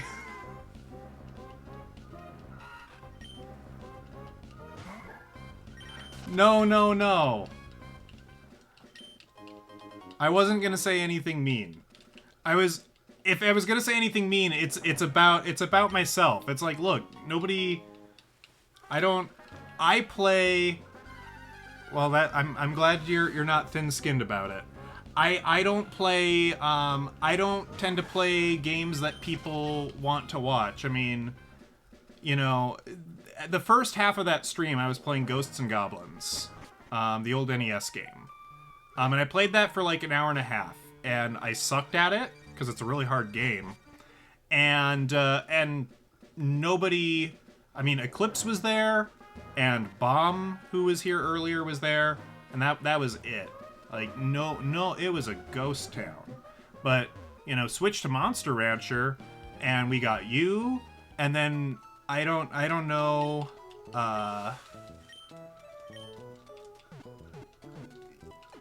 Yeah. We got you, and then we got the. It's wild that I was reading into that fan site, okay? And there's like a little disclaimer on the bottom where it's like, we are like Tecmo, the developers of Monster Rancher, have like recognized us and have given us permission to run this site, and we are basically the official English-speaking wiki, more or less, of Monster Rancher. So yeah, Monster Fenric, I believe they were called on Twitch. Just so knowledgeable, such a pillar of that community of Monster Rancher, and he just hanging out with us. Super wild. Super cool. On the subject of Monster Rancher, by the by, I grabbed a bunch more CDs, and I did a bunch of testing off stream, because I wanted to see if I had anything rare or cool or interesting that I could generate. And there are some interesting stuff that I can make with the CDs. I was doing some more looking, though, and it seems that there are some particularly... Did I get both of the stable upgrades? I got the first one. Monster Rancher 1. I only own the first one. I don't have the second one. But I got the first stable upgrade. And the first house upgrade at the same time. Which I did not realize that monsters could break the stable. That kind of got dropped on me, some knowledge drop, and I'm like, well, thank goodness I'm not doing such a bad job that I messed that up. Oh, how are we doing on money, by the way? Oh, we can buy some more Premier Balls. We need to do that. Right meow. Right meow.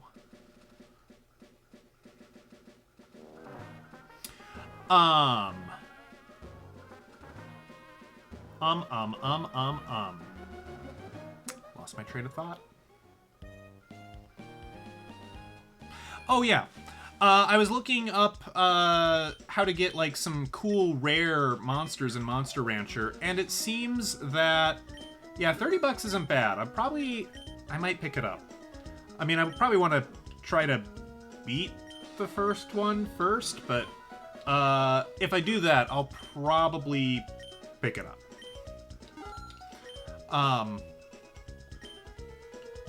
So the rarest monsters come from very specific CDs, and I kind of did some reading on how the, like, monster generation from CD works. It's actually surprisingly crude. It's like looking at, like, the track data and looking at, like, the time and it...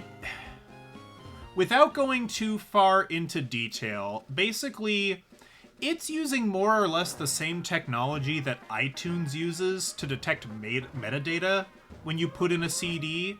Like, when you put in a CD, most CDs don't tell you what CD it is, but iTunes can figure it out based on, like, how many tracks there are and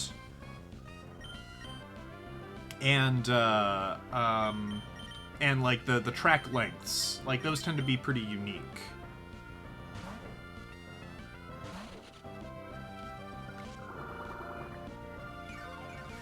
Terminator generates a metal slime. Yeah, there's a bunch of weird ones like that. Like, there's, like...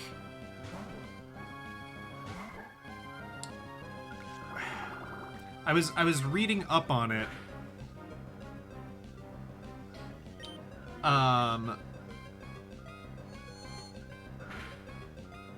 The domino generates a wall that's a domino. Okay. I did find a disc in here that generates the monolith.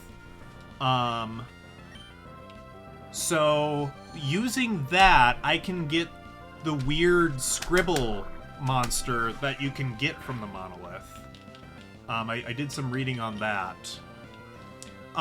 Somewhere in my pile of CDs, I haven't found it yet, but I do have INXS's album Kick.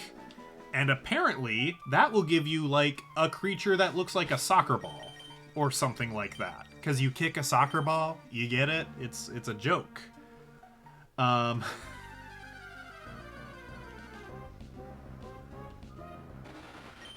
Silcoon. Illegal Pokemon. You don't evolve until level 7. What's the deal?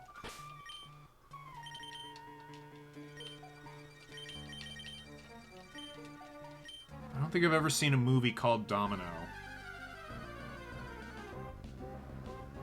Like, Yu-Gi-Oh! Takes place in Domino City.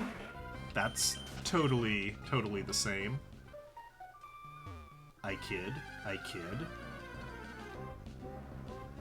Hey, there's Slackoff! Oh yeah, they definitely had some fun. There was, like, if you put in a particular Madonna CD, you get, like, a monster that's, like, wearing, like, makeup. If you put in a Red Hot Chili Peppers CD where they're not wearing much of anything at all, you get, like, one of those rock golems that's wearing underwear. If you put in the soundtrack to some baseball movie, you get a character that looks like a baseball player. If you put in a Mariah Carey Christmas album, you get some sort of Santa rabbit creature. Yeah, rock golem, I think, wearing underwear. What does a rock golem look like? I don't know. I can't tell if you're making fun of me for not, like, knowing the creatures very well, but it's the big stone, it's the big dude. It's the big blocky guy. It's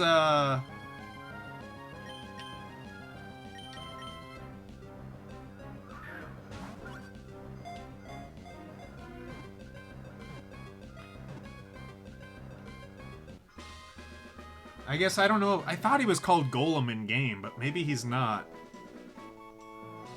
Ogre Battle 64? You know, I've never played Ogre Battle 64, but I played the Tactics Ogre game for the GBA just a little bit. And recently, a buddy of mine sent me Tactics Ogre for the PSP. So if I can figure out, if I can find a dang component cable so I can get video out of this, that's something I'd like to play at some point. You want to name this guy Shikamaru? All right, we can name. It's a lady. This is a lady slack off. Does that change your opinion on the nickname at all? Final Fantasy Tactics I didn't play, but I think from the screenshots I've seen, it plays very, very similarly to Tactics Ogre for the GBA, which I think probably, I mean, I think the whole Fire Emblem series kind of plays somewhat similarly to, like, that's like a whole genre of, like, fantasy game. Just Maru? Okay. We'll call it Maru.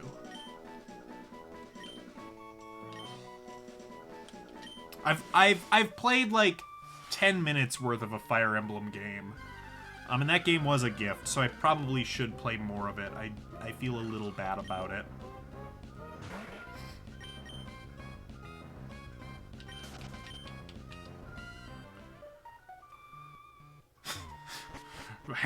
Handheld games in 2003?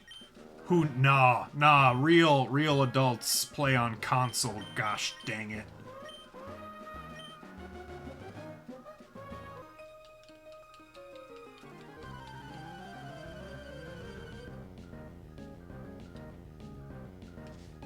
I think the PSP enjoyed some utility. Oh yeah, PC Master Race. I think the PSP enjoyed some utility. You know, in an age before smartphones, you know, PSP was kind of a cool trick where it could play games, but like my buddy actually kind of gave me this one, and like he would bring it with him, and it was like his MP3 player as well. He loaded the little you know, Sony memory stick. I'm not gonna get it out because I'm fumbling it. And he'd load it up with songs, and I think he could even load videos on there as well. Probably nothing too big, because probably only a 2 GB memory stick, but you know, I like. Oh yeah, PC Master Race is totally a category. I like PC games, but I am a console peasant first and foremost. You know, we played some computer games growing up, but it wasn't the place to play video games. It was the place to play certain video games. If I wanted to play Roller Coaster Tycoon, I was going to PC. Because that's, I mean, Roller Coaster Tycoon did come out on Xbox, which, I don't know, Xbox was derided for being too much like a PC for people to give a crap about it, which is kind of interesting.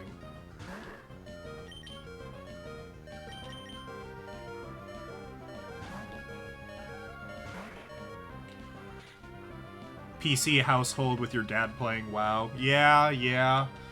We weren't quite that much of a turbo nerd, respectfully.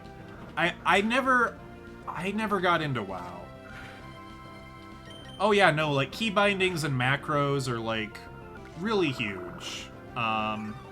Yeah, they've just finally started to kind of figure that out on console a little bit. I think with the latest Xbox, like the Pro Series controllers, I think there is some like macro ability that you can kind of build in. It's, I'm sure, nowhere near as flexible as a keyboard.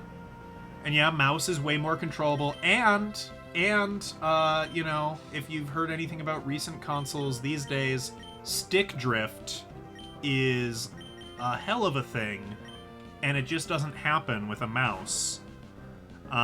I will say I am old school in the means and in the way that I use a mouse. I still, even though there's probably better, I still use a ball. You know, I probably should be using an optical mouse, but can't help myself. I like the little trackball.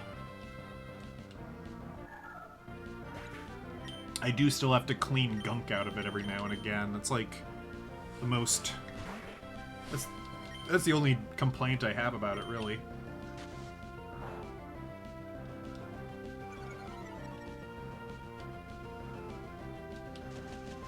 Have you ever seen the picture of the, I think it was only released in Japan, but they, there was a GameCube controller that just has a keyboard built into the middle of it.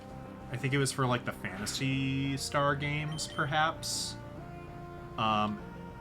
Google that one. It looks ridiculous.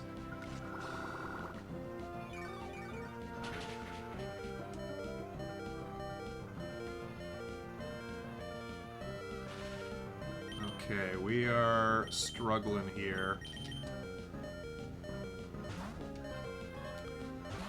I think I sold all my potions. I don't think I have any more potions.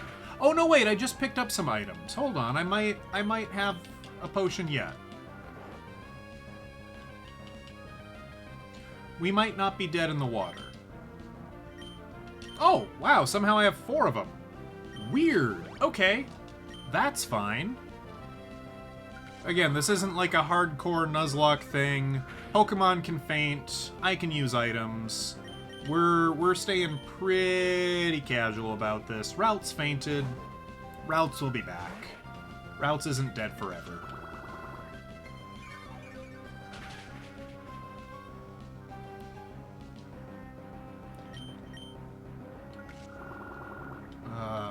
I might need to... Dang, I might need to swap out and heal again. I'm gonna have to use a cherry berry.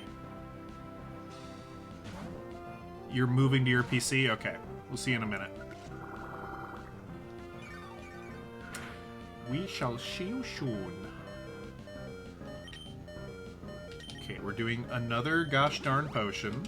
Thank you.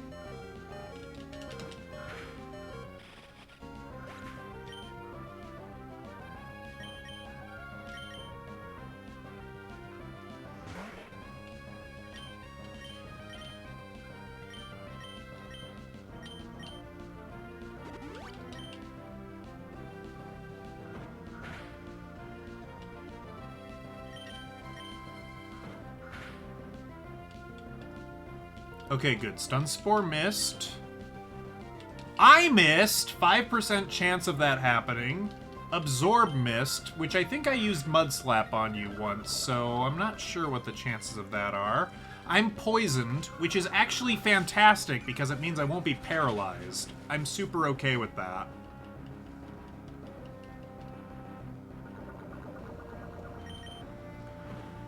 Another difference between older Pokemon games and newer Pokemon games, of course, is that if you are poisoned, your Pokemon will eventually faint in the overworld. In the newer games, they nerfed that, which I don't think I like that change. I think you should be punished if your Pokemon is poisoned.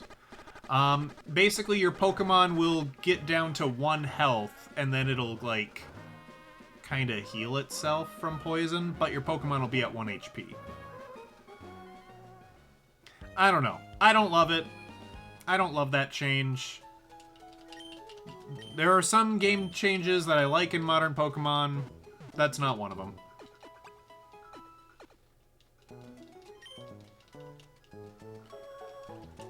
Okay. We've got Maru. We've got Itsy Bitsy. And we are going to save, because I don't know if we've saved since we caught Slackoth.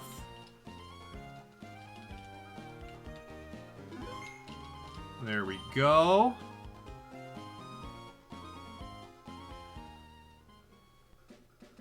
We are gonna go.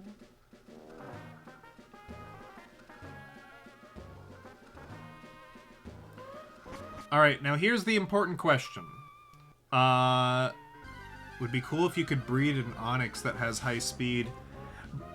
breeding in this game, and probably in Gen 2 as well. Oh, that would have actually been a good Pokemon to fight. Oh well. So one of the good changes that they made in later games is they made checking your Pokemon's IVs a lot easier.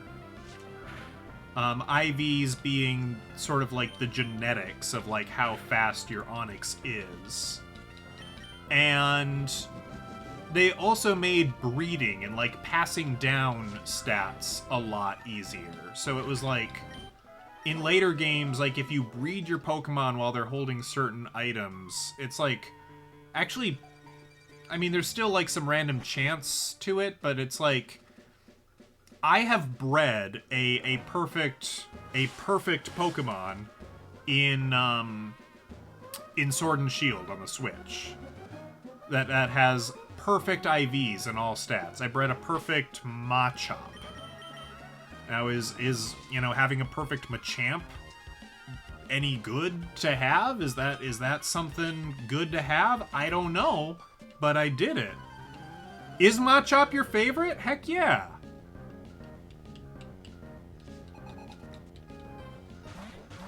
You came back. We were talking about how I bred a perfect Machop in Sword and Shield. And that it isn't too hard to breed Pokemon that are perfect in their IVs in that generation of game.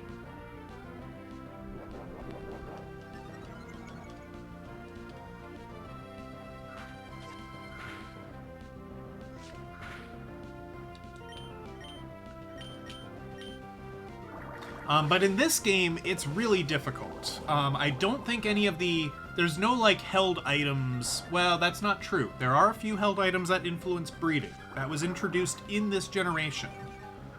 But I don't think that... I don't think items that pass down stats were really a thing. Omanite and Omastar... I've never actually used one in a run before. You know, in Red and Blue and in Fire Red and Leaf Green, I always felt like I got Omanite so late that it's like, well, I've kind of already settled on my party here, so it didn't I don't know, it didn't feel super good to use. But I do think that it probably is a good Pokemon. Whether or not it's better than Kabuto, I couldn't probably say. On PC, you can help with the Automod queue? Okay. If I see anything, I'll let you know. I only found one comment that I had to approve. I'm pretty lax on language in chat. I won't tend to use strong language myself, but I don't care if you do. That's fine. It's whatever.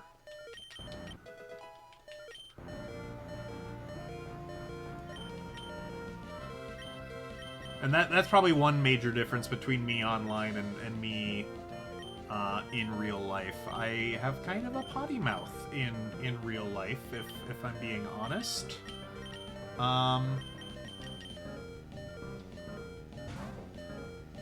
But that's okay.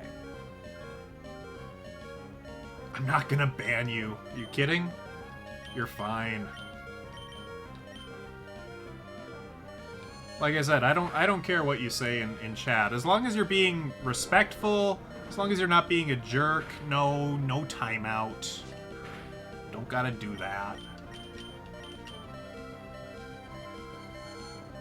You haven't even been a mod a day and you've already gone mad with power. Good job.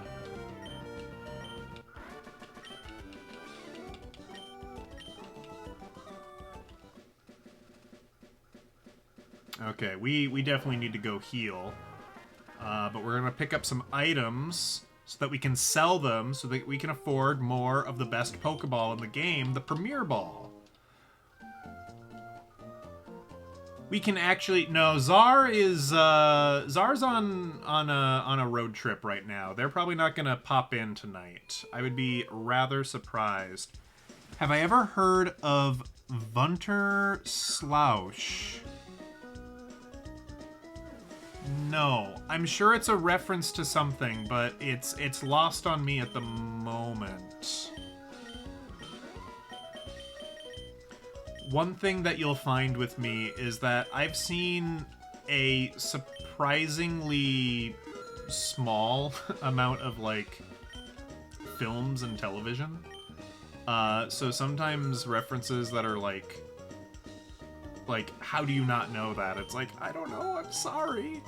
I've been doing better about it, though. I try to, if I'm ever in a plane, which doesn't happen too often, but if I'm ever flying, I make it a point to watch movies that I've never seen before, and that are, like, historically important. Like, I'll compare the list of movies that the airline is offering versus, like, movies in the National Film Registry, and I'll watch stuff like that. So I watched The Godfather, or like 80% of The Godfather, that way. And yeah, RX tries to keep me hip with the young people, but that can be difficult sometimes. Am I doing that over Christmas? Yeah, probably. Although we're not flying with my typical airline. Normally I fly with Delta, but I wasn't the one buying the tickets, and the Delta flights were enough more expensive that we went with a different airline. I don't recall which. So I don't know what their movie selection will be like, but I'm pretty sure it's kind of like streaming services. I think they just kind of like trade what movies they have available every now and again. There's my free premiere ball. RX is my wife. She is the wife. She keeps me in line.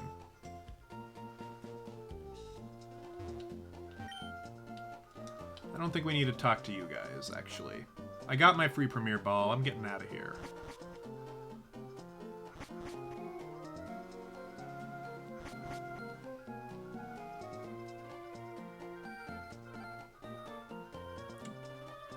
You do not have to gift 5 subs. You do not need to do that. I won't stop you either, but I need you to know you do not need to do that.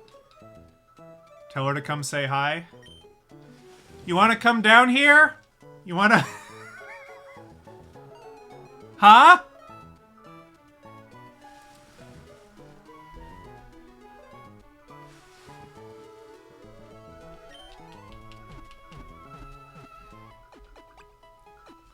Alright.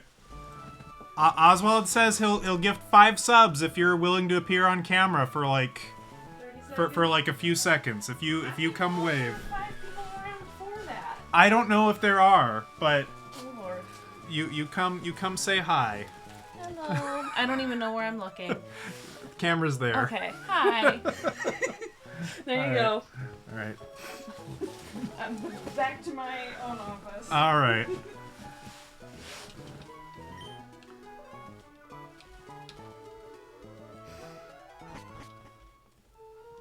We even kind of matched, actually. We're both wearing warm colors.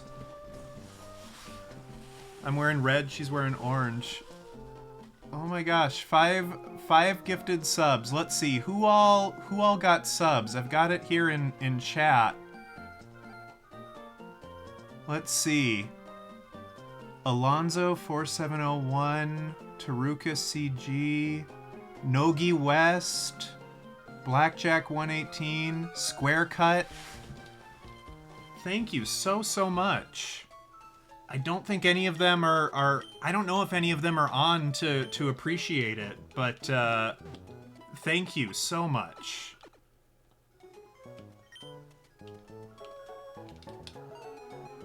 You're incredibly generous and kind, and I thank you greatly.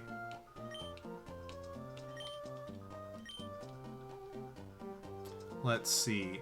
I think we talked about this a little bit This little girl... No, this is the wrong house. JK. I think up... Is this the trainer school? Yeah, you know what? We will grab this. There's an item here that might be useful. It's the Quick Claw. If you don't remember what the Quick Claw does, it is an item that you would give to a slow Pokemon, and it will occasionally let them move first. It'll occasionally let them land their attack before the enemy. How often? Not sure. But we're giving it to Slackoth because Slackoth is slow. And we could use that boost. What's in here? Anything? No, I don't think so.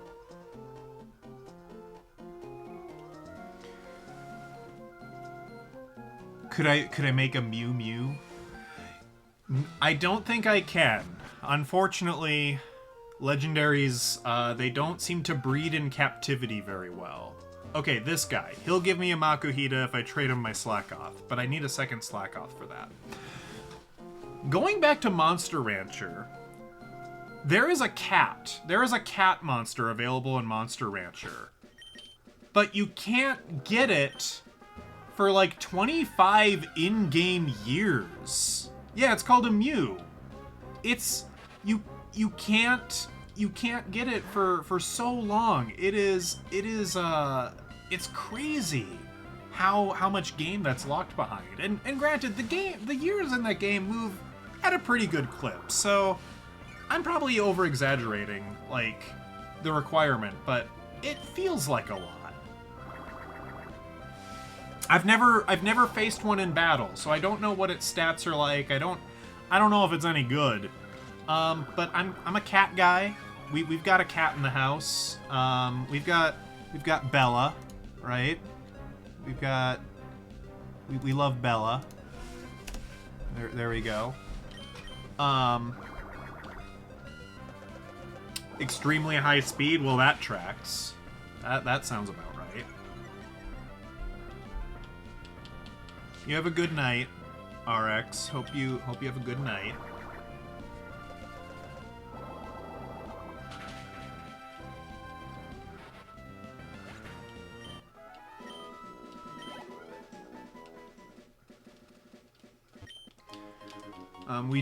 We did have another cat who unfortunately passed away very recently. He was a sweetie. And we still miss him. Lots and lots.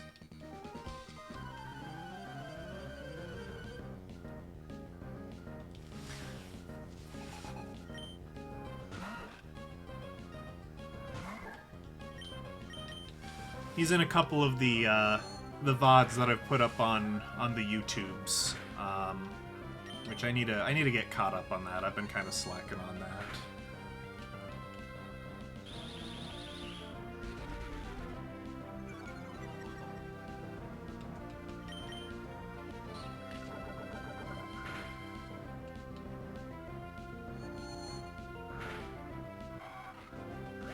I think I forgot that Wurmple isn't bug poison. I think I'm so used to, like, Weedle, who is bug poison. I just kind of assumed that Wurmple also was. But no, Wurmple is pure bug.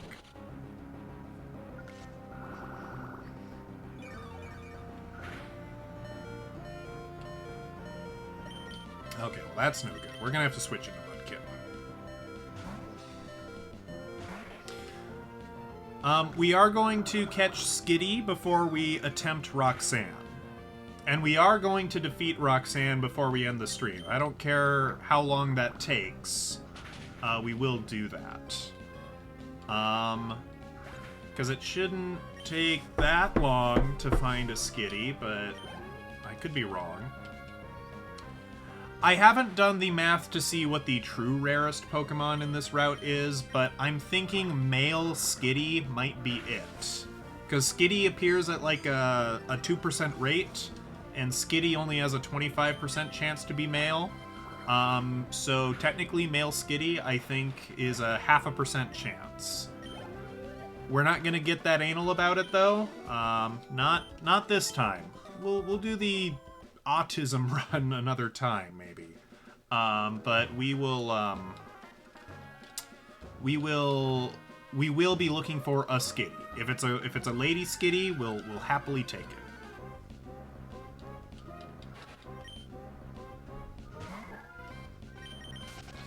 We have to be careful. I think it's probably... I don't know, I think bug Pokemon have gotten better, so I think people have remembered this type matchup, but it always caught me off guard when I was young. Bug is super effective against Psychic. Now, Leech Life is effectively the only, like... That's not true. This game introduced some bug moves, right? I think Silver Wind was introduced this generation, and that's a fairly decent bug move. Keep in mind also, though, that this is before the physical special split. In case you're uninitiated with the physical special split, in old Pokemon games, like, water is considered a special move. Normal and ground are considered physical moves. So all water attacks will look at the special attack stat, and all normal attacks will look at the attack stat. In later games, each move, besides having a type, will also have physical or special. Which makes Pokemon like Kingler go from kind of sucky to actually kind of useful. I don't know if Kingler is any good in the meta, but, you know, at least it's not a joke, a water Pokemon with a high attack stat. Oh no, it's going to use Vice Grip, a move it doesn't get a same attack type bonus for. Ooh. Pokemon made some weird choices, and again, I think some of it was technology limitations, or maybe they just didn't think of it. And that's okay. You know, that's fine. I think we better yawn. I think we better make you take a nap. That's right, you're loafing. I have a no loafing sign somewhere around here. Strongbad told me I needed to have a no loafing sign, so I got one.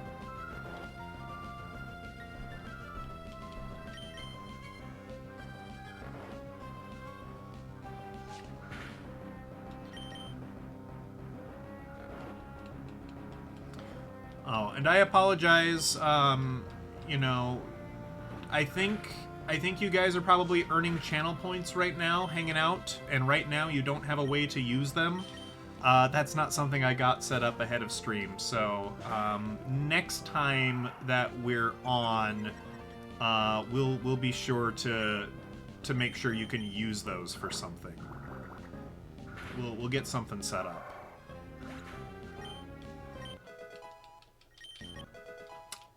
Unless maybe Twitch has like some default thing that you can do with it, but I don't know, if notifications aren't working, I wouldn't be surprised if they're not working either. Hey, there's Machop. Little dude. There are some default ones. If you want to try them, you're welcome to. I just warn you that, like I say, I can't guarantee they'll work because notifications have been on the fritz, so if they're not working, that might not work either. But I won't stop you.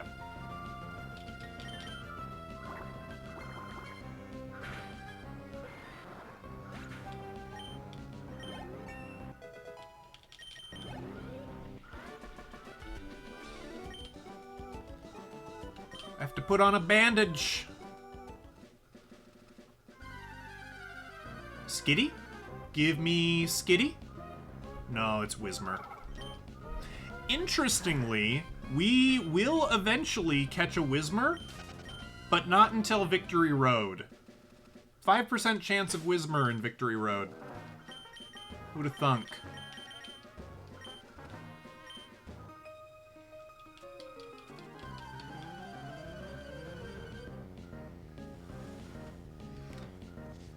Most deal with emotes, either getting or changing them. Okay, that highlights your message. which it does highlight the message for me in OBS. However, I'm noticing that it doesn't highlight your message in the scrolling chat on screen, so maybe I need to find a different chat client that actually does that. That might be something I need to look into. I might be using a pretty jank chat client. I'm not entirely sure. I don't know what the industry standard is for getting chat to show up on screen. I'll have to do some reading. Okay, Meryl is actually... I don't know if Meryl is good or I'm just awful, but Meryl is kind of something to contend with. Oh, I hope you don't know Rollout. That'll absolutely wreck my day. I know you can learn it in this game, I just don't know what level you do. I think we're good. I think you don't learn it till like level 13 or something. I don't have that memorized. That's just kind of a guess, kind of a gut feeling.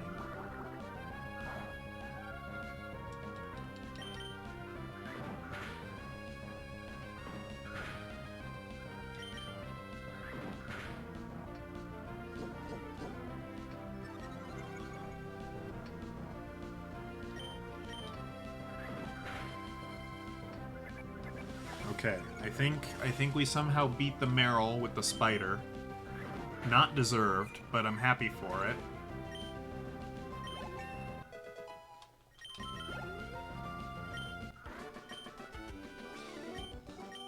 Good, good, good.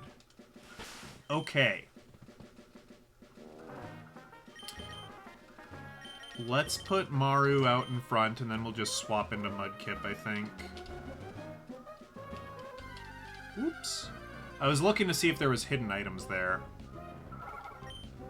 You know, if you've got any of those, like, one square spots, there's, like, a pretty good chance there's a hidden item there, but it's never really a guarantee.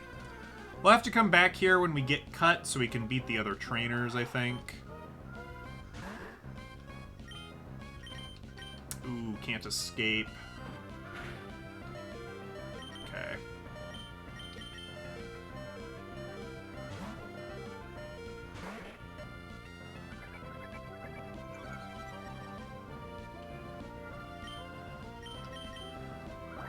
Now, of course, I normally start with, you've returned, welcome. We're looking for Skitty. Normally, when I fight Roxanne, I've got, Torchic, right?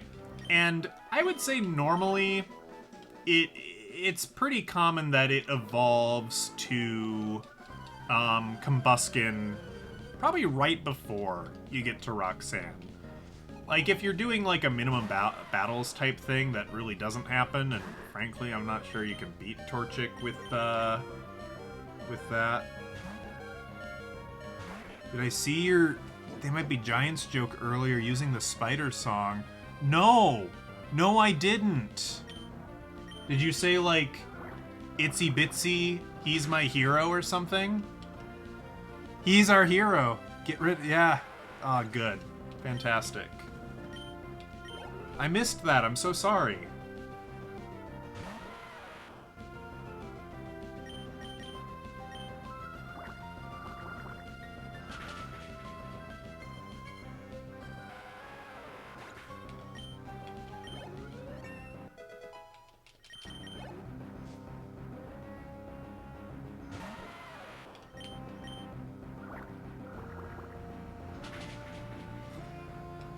I think...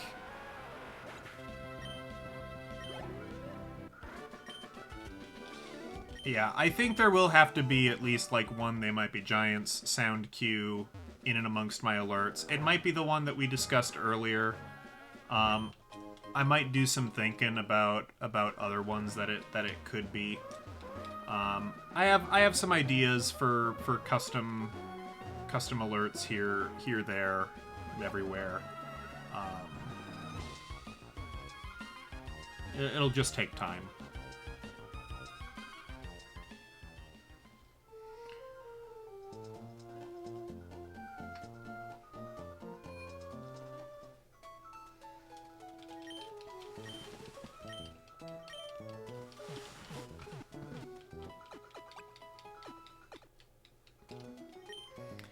I think the red of my shirt really brings out the red in my beard. I think it makes it more obvious. I'm not sure if that's it's not really a good thing or a bad thing. It's just an observation. Oh wait, there's an item up here. There's totally an item up here we can get.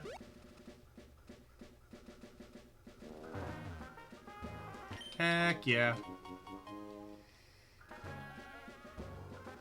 I don't think there's a hidden item on this beach. I certainly don't remember one. No, I don't think there is.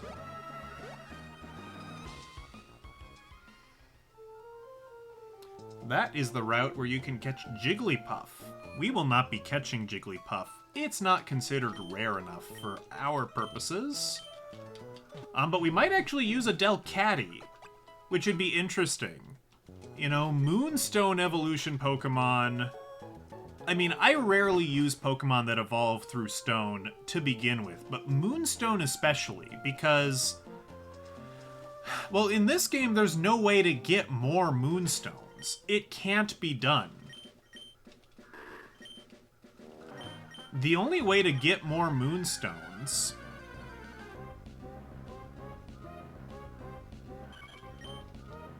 would be to trade them in. And there's a couple of ways to do that. You could do it from Fire Red and Leaf Green. You can get infinite Moonstones. No, it's not because they're stoners. In Fire Red and Leaf Green, Wild Clefairy hold Moonstones. The rarest Pokemon in Mount Moon, by the way, is I think, level 8 Clefairy. Level 8 Clefairy spawn at a 1% chance on the ground floor of Mount Moon. Male Clefairy appear at a 25% chance. So a male Clefairy on the first floor of Mount Moon, that is a 0.25% chance. Then, any Clefairy has a 5% chance to hold a Moonstone. So the rarest Pokemon in Mount Moon is a level 8 male Clefairy holding a Moonstone.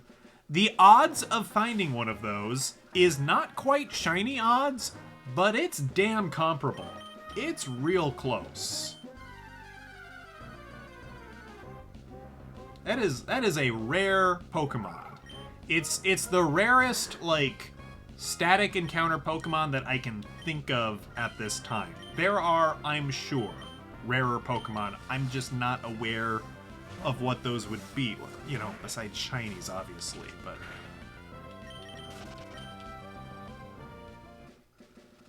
That's a rare thing. I want to catch one someday. Someday I will.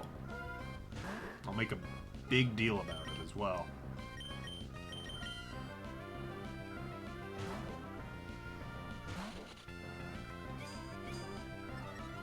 I made a mistake.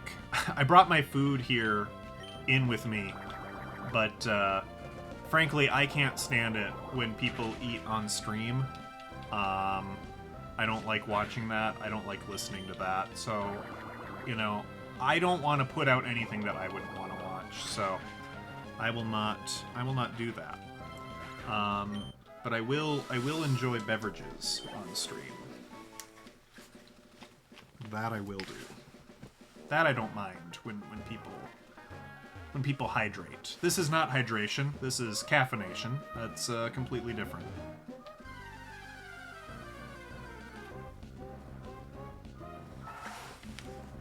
I watched a good video about Spinda. Basically,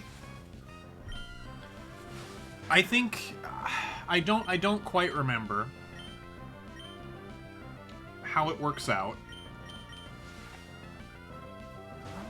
But basically, I know it's fine with you. And I did, it's not like I haven't eaten, okay?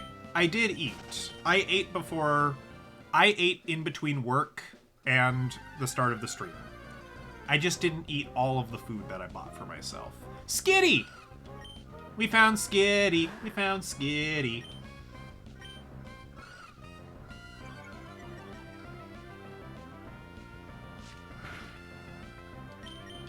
And we are immune to Cute Charm because we are a Lady Slackoth.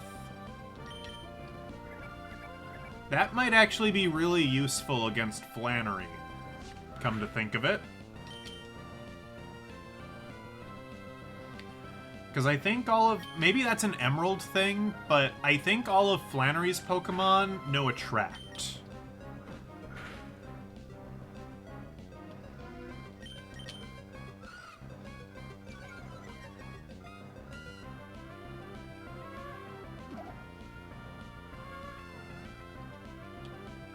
Yeah, see, exactly. I would be quite perturbed if I heard that.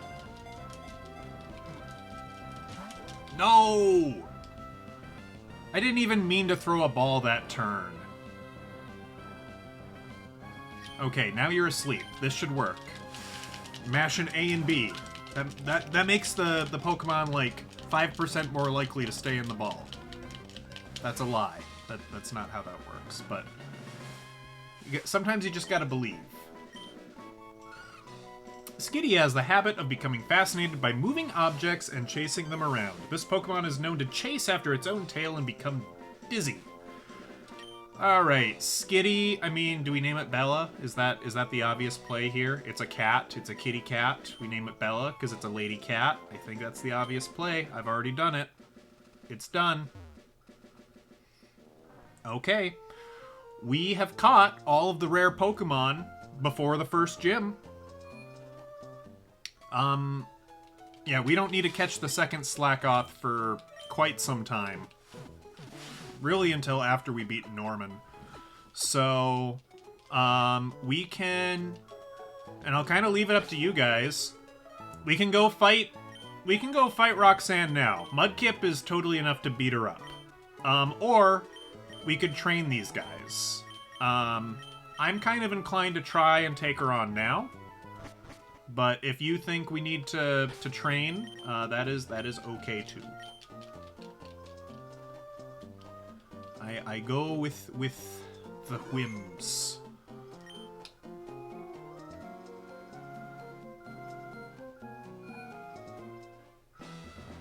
You're a grinder. Okay.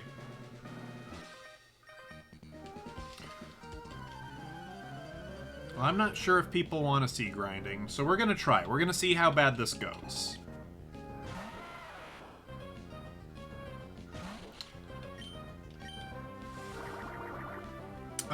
I started watching a show. Instead of finishing Voltron, I started watching a show. And I haven't, in a very long time, seen a show that's, like, so predictable. Like, so one note. Like, especially in Season 2, like, just about every episode is, like, the same. I think it's called Restaurant to Another World. And it's just kind of... It's dull. It's like...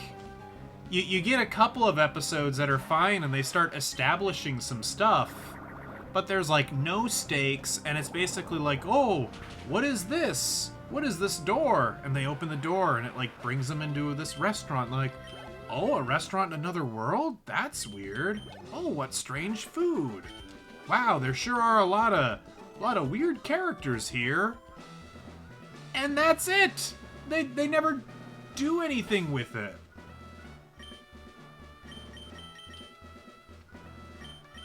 Oh, the My Life as a Villainess? Yeah, that one, I still need to finish Season 2 of that. Yeah, I enjoy that one. That one holds up as being fun in my mind.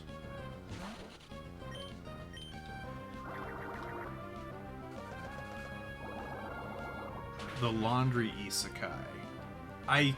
That sounds vaguely familiar, but it doesn't sound familiar enough to know where I know exactly what you're talking about. But yeah, if I were to give this a rating, the official MyAnimeList rating, I would give Season 1 of that show a 6, because it was fine. But then season 2 is doing nothing new with the material. So I'm giving it a 5. It's like, my life isn't worse for having watched it, but it sure ain't better either.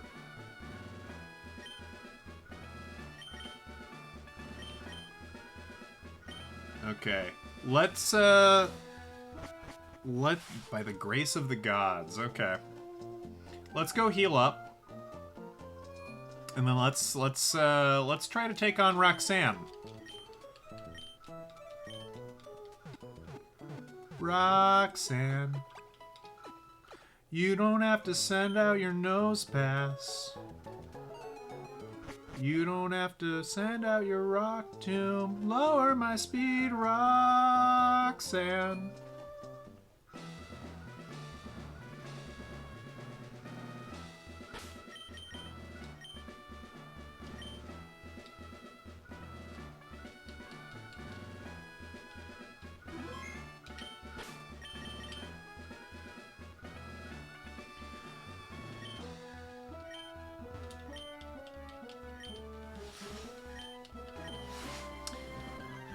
It's tough to argue that Restaurant to Another World even sets up interesting points. It sets up things that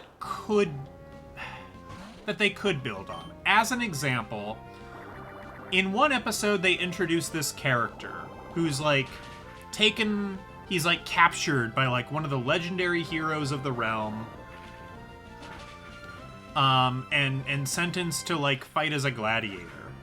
But then in gladiator prison, he finds the door to this restaurant, and he can eat a filling meal so he can fight in the arena, on a full stomach and well nourished. And later on, many episodes later, this hero who's I don't know, he's elf, so he doesn't age. He's talking to one of his old friends. He's I know you know where this restaurant is. I've heard so much about it. I want to go to it. And they go to it, but they're oh, well, we should go, later in the night. It's less crowded there. And he's definitely alluding to the fact that he doesn't want, this hero and this gladiator to interact. And that makes sense, but they never do anything with it. It's there's no stakes. There could have been conflict. There's never any conflict in this show. I think that's the problem. This show is too slice of life, where even the individual episodes don't have conflict within themselves. And that's really weird. Katarina Season 2, you think, is one of the worst follow-up seasons? Yeah, well... she stays pretty dumb. I will say the bit where it's yeah, I think a bug bit me. that was good. I thought that was pretty funny. Alright, we don't even have Marsh Tomp, but we beat her. We got the Stone Badge.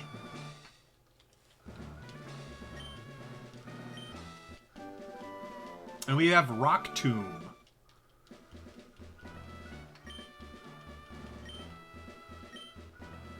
Yeah, TMs can only be used once. Do we even catch any rock Pokemon? Technically speaking, Nosepass isn't even rare, so we're not going for it.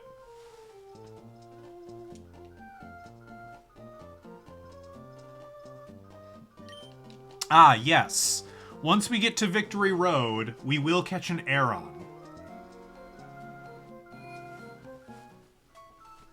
So it's going to be a while before we catch a rock Pokemon. So, I mean, we could teach Rock Tomb to another Pokemon. Or we could do what I always tend to do and hoard the TM. I'm well, if I can only use it once, I won't use it at all. That's not very smart, but it's what I tend to do. Maybe we'll teach it to slack off. Like, maybe slacking will learn Rock Tomb.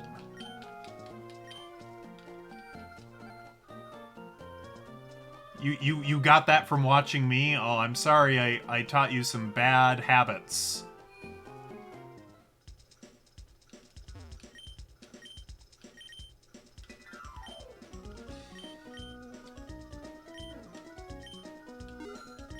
You are a super potion, you're gonna be sold right now. I'm gonna buy more Premier Balls.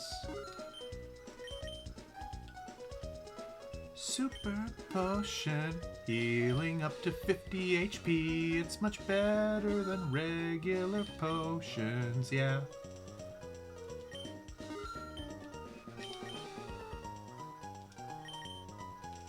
I'm really upset that that song is not on Spotify. You know, there's a lot of anime, like older anime OPs and EDs that are not on Spotify. I think shows are pretty good about getting them on there these days. But yeah, friggin' Chaos Head ending theme, not on Spotify.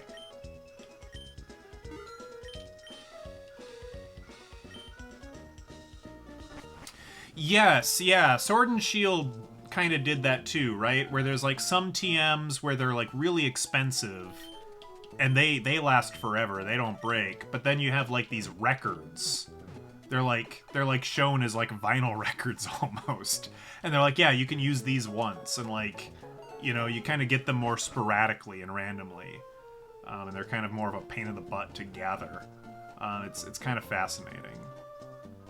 It is the only redeeming quality of Chaos Head. Chaos Head was not enjoyable to watch for me, personally. I would be willing to give it another shot if somebody were to advocate for it real hard and say, no, you just don't understand, man. Nah, I think it is the only good thing. It is the best. I don't believe you. You specifically, I do not believe, are going to, in good faith, advocate for Chaos Head.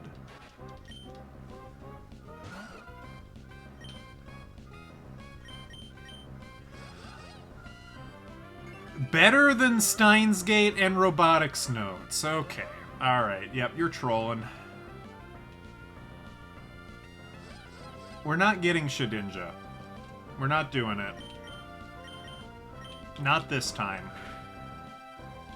I said I'd think about it in Discord, and I thought about it, and I've decided no. We're not doing it.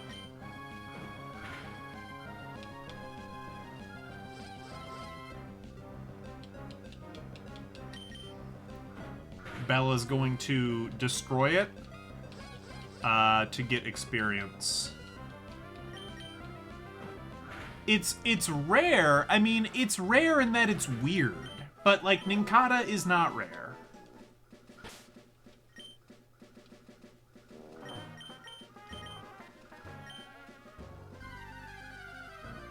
Oh, we do have Cut now, by the way.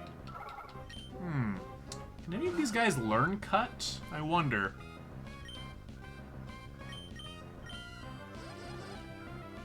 We might... Chaos Child. Have I seen Chaos Child? Is that actually like a direct sequel to Chaos Head?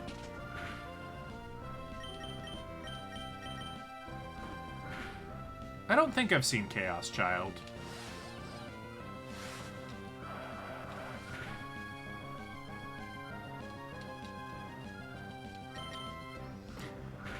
Whismer, I think, are relatively good for grinding experience. I think they have a decently high HP stat. It's probably as amazing as Head. Okay, well, that's that's likely true. Who can learn Cut? Yeah, that's kind of exactly what I thought, actually, is only Slack Off.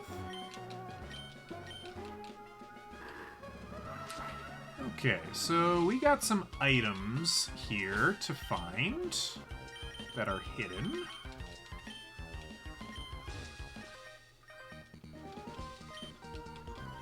I could be evolving my my Mudkip right now, but why would I do that when it could stay a Mudkip? Cut is more powerful than Scratch. The only bad thing about Cut is that, like Tackle, it only has 95% accuracy, so it is liable to miss. Wow. Don't hit yourself in confusion. Oh wow, loafing around skips confusion. I don't know if it's like that in future games, but that's good to know. Do you have any special defense? 18. Wow, okay. Itsy Bitsy actually has pretty decent special defense. Get in there.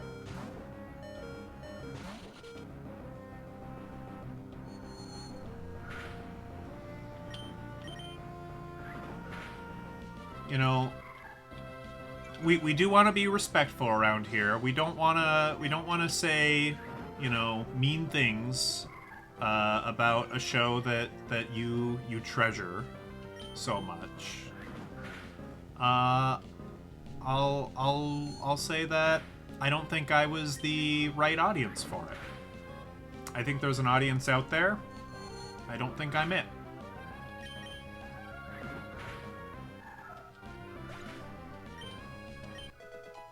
I can't stand to see the crying Cyndaquil.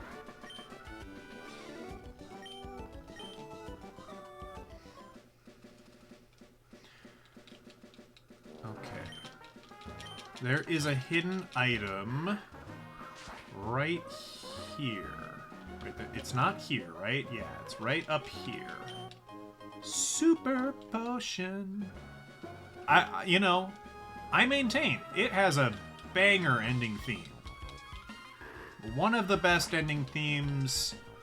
If I were to come up with a top 10 list of ending themes, it might be on it.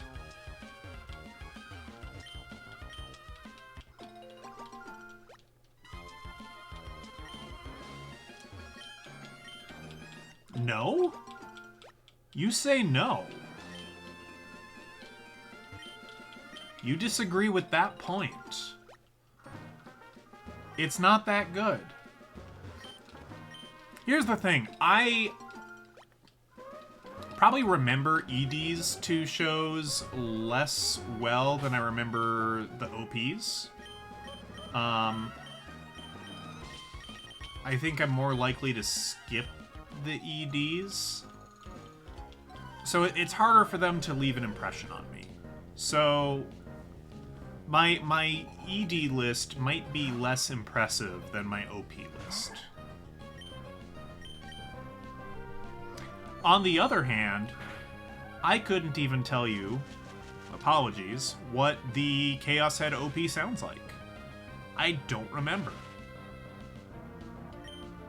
I don't remember what Black Lagoon opening or ending sound like.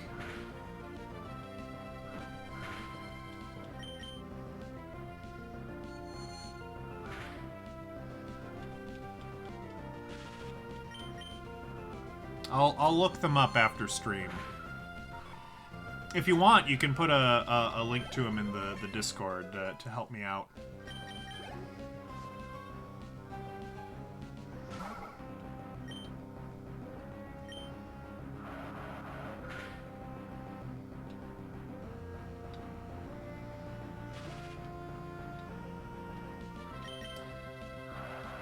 I don't know if this is true for all trainers in this game, but most often the gender of the Pokemon will match the gender of the trainer.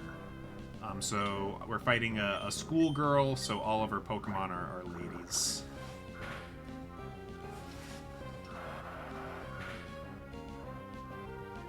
Jujutsu Kaisen has a good ending.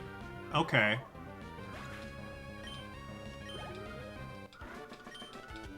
Yeah, I haven't watched Jujutsu Kaisen. I'm pretty ignorant when it comes to that show.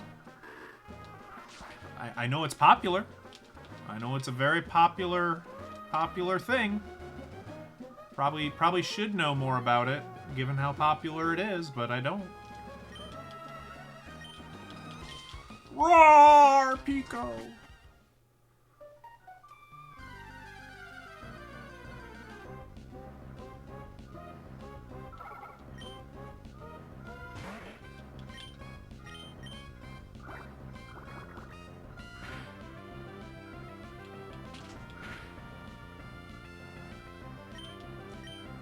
Alright, are we gonna evolve right before we face off against Team Magma? I think so.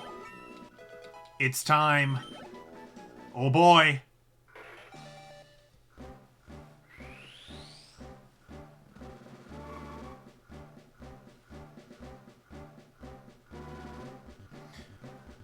You know, it's not fair to not like a show just because you don't like their fan base. You know,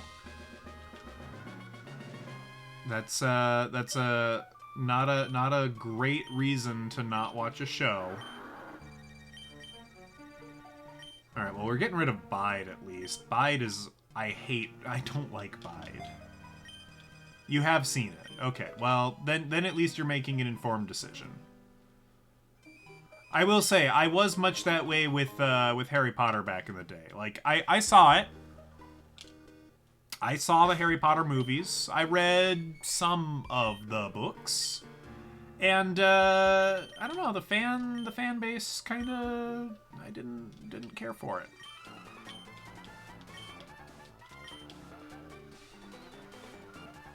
This music track's good.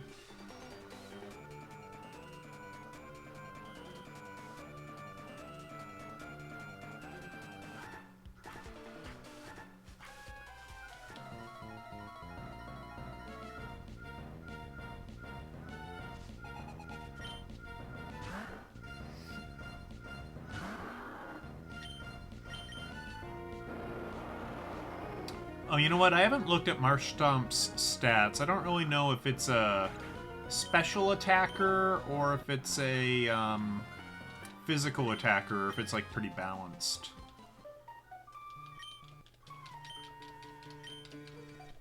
I mean, it's a starter, so I'm assuming it's geared towards special, but...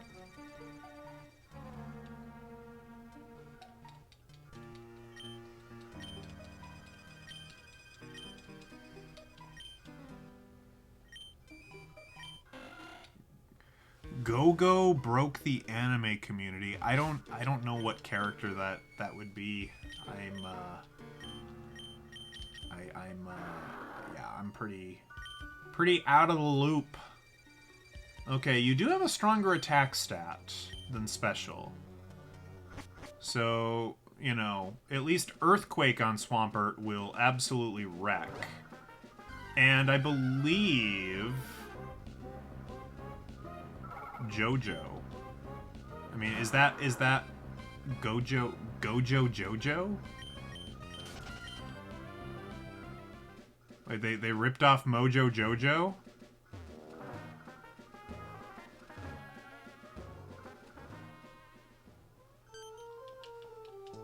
They stole the name of the best Powerpuff Girls villain and changed a letter?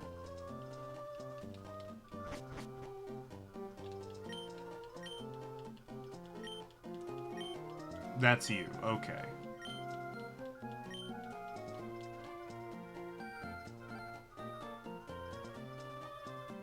Well, no, I'm not familiar with Gojo.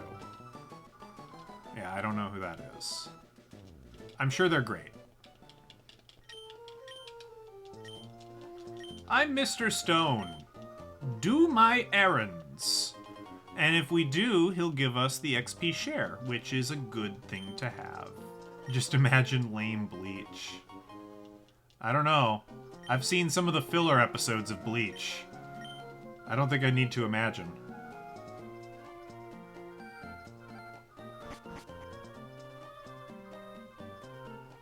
That was kind of mean. That was a little mean-spirited.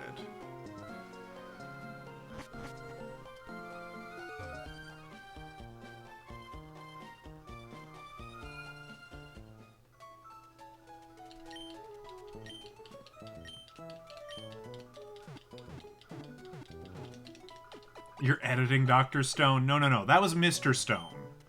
Very different. No one's ever called the CEO of Devon Corporation Doctor. Are you gonna battle me?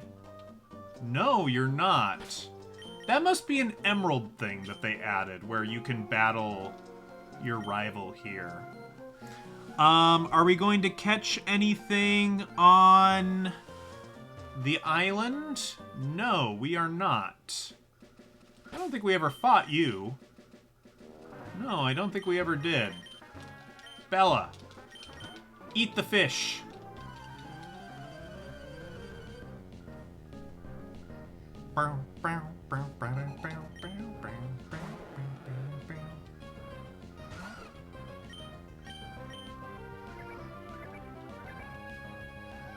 He's using his most formidable techniques against me. Splash.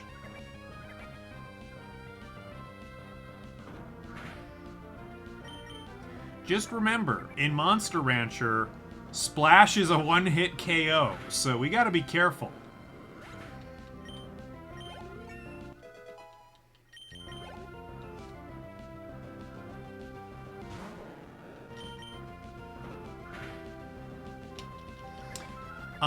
I will give you a preview of some of the Pokemon that we do need to go for eventually.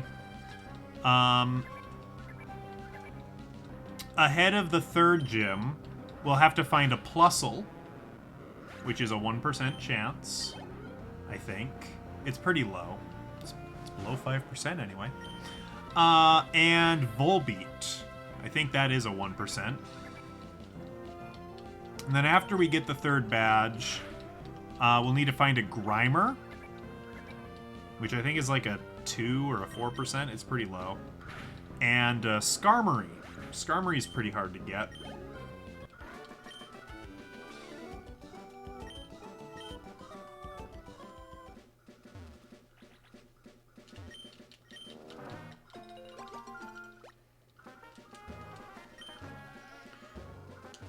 Other annoying ones, eventually we're going to have to find a Chimecho. That's a really rare one. That one's no fun to track down.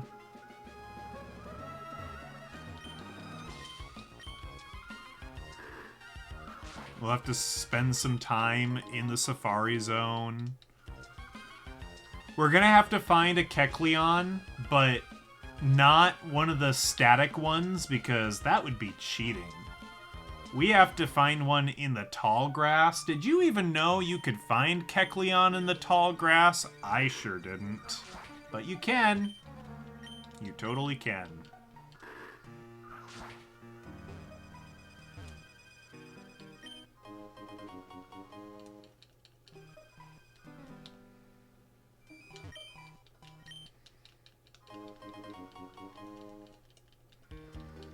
Yes, Oswald did gift a bunch of subs. Square ended up getting one of the gifted subs.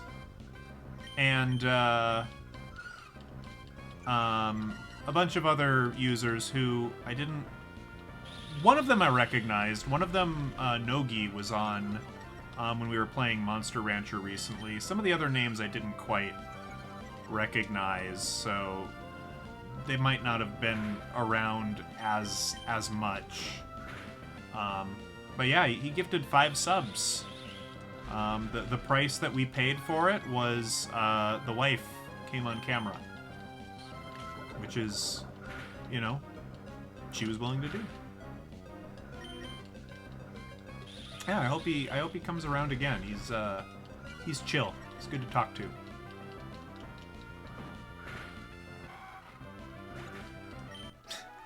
Yes, I have a wife. RX has said she is okay with people knowing that she is my wife. That's fine.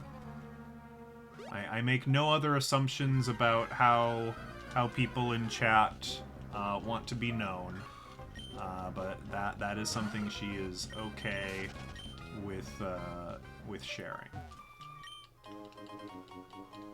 She's my roommate? No.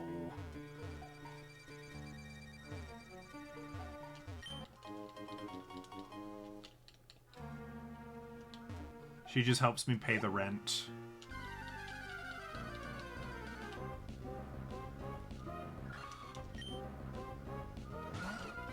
Did I make a pun? I don't think I was attempting to. If I was hilarious without trying to.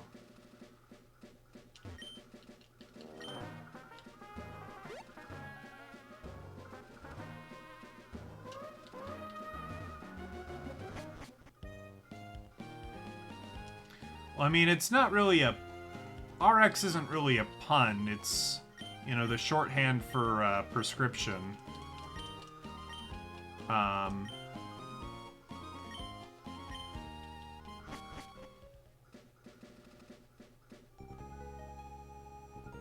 And then Belle is, you know, close to Bella.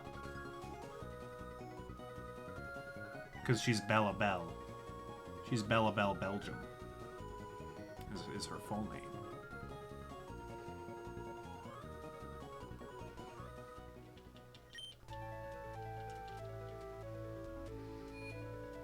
Alright, so with this point in the game,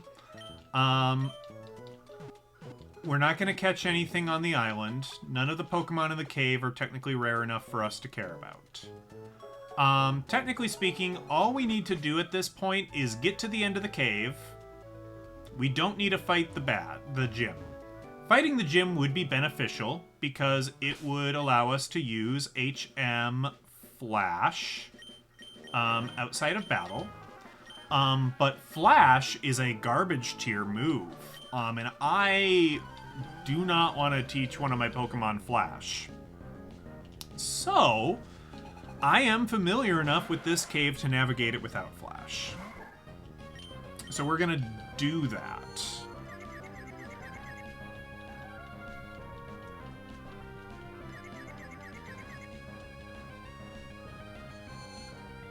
Well, we'll probably... That's a little sad. What, it's sad that I'm so familiar with this cave that I can basically do it blindfolded? Maybe? Maybe that is sad. That's pretty common with these games, though. You'll find that a lot of people...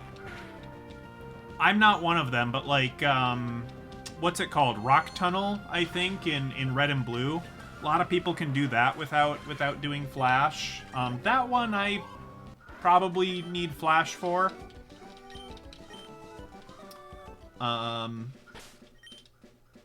What else? There's probably... I will say, Victory Road in this game, you need Flash for. I can't do that one by memory. I've not played through to that late in the game that often.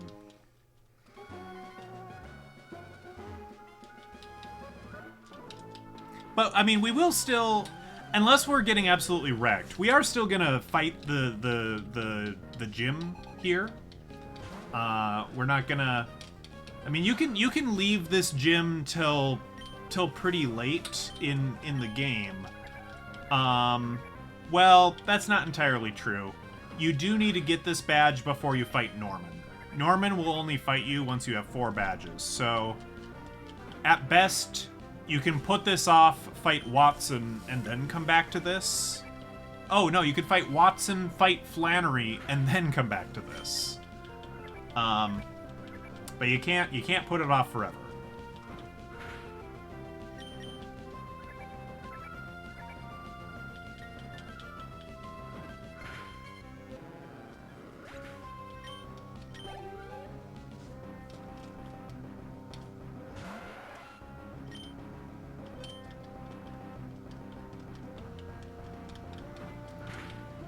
Uses supersonic, trying to confuse my cat.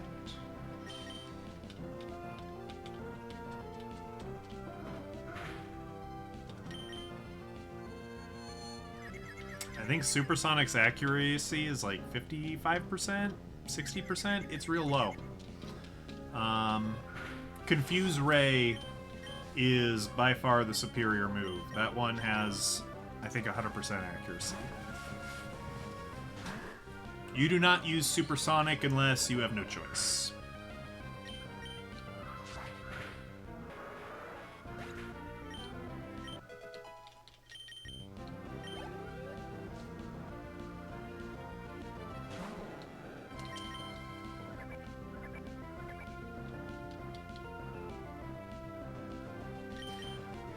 So how will this gym go for us? It'll be a little bit rough, because we have one psychic Pokemon who's a bit frail. Marshtomp can take a hit, I guess. Surskit, not so much. Okay, thanks for the warning.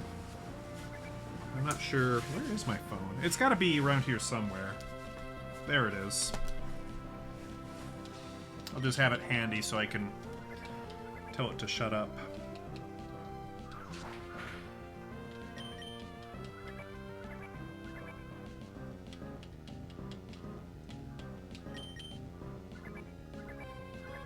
Boy, Cut is missing a fair bit. Oh no, he's loafing. Never mind.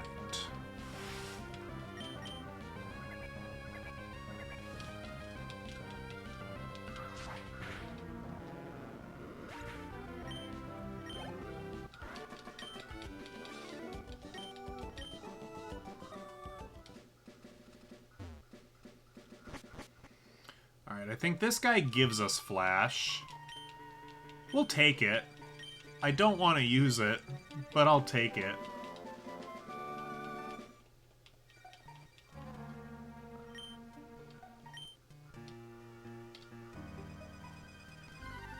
Okie dokie, okie dokie. Zubit. We're not gonna have one of you for a while. We might as well fight you. The problem with our team against Brawly, who is the fighting gym leader, is that we've got 2 normal types on our team, and that sucks a lot. A lot. It's kind of what he's good at destroying.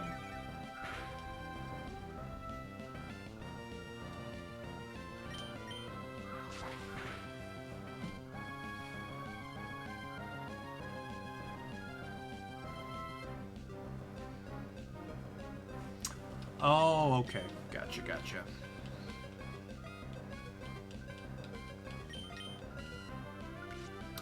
I have seen that.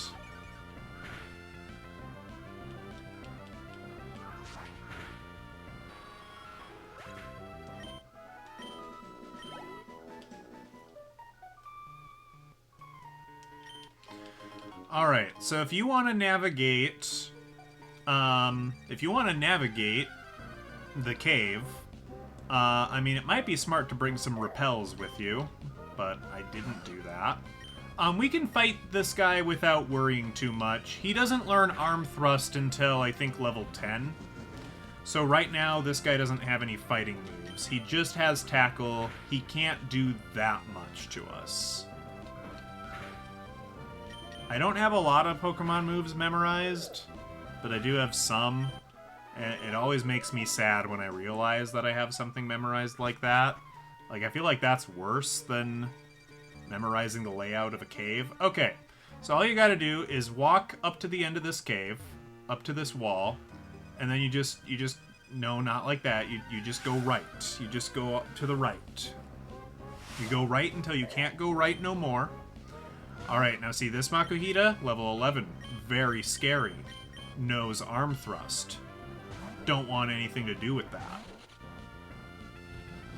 It didn't use it, which is good.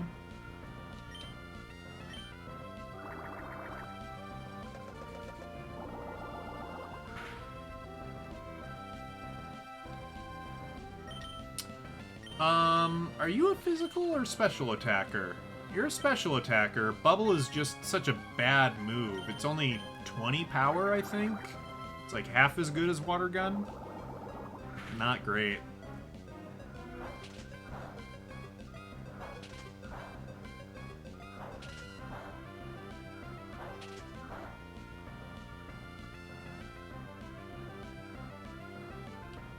Alright, we might... What's your defense look like? 9? Yeah, you're not going to survive an Arm Thrust. We're just going to send Marshtomp up and clean him up. Get the experience points. You lowered my accuracy, sir. That wasn't nice.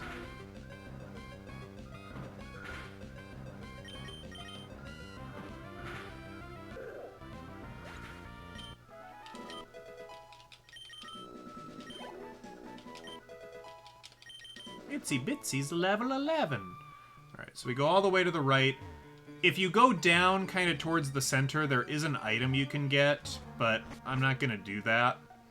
And then basically, now that we're down here, you just kind of go, I think, all the way to the left, and then there's some stairs that you'll go up, and then you'll go around. Then you just kind of follow a series of stairs. Or ladders, rather.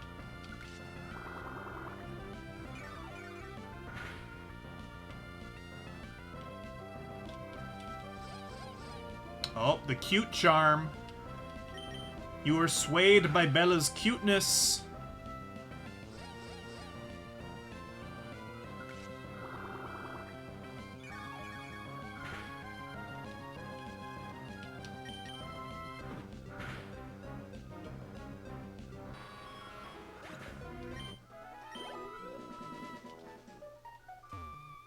Alright, so all the way over here, which brings you to the rocks that you can break open to get nose pass. Oh, there's an Abra. We're not even gonna try to catch it.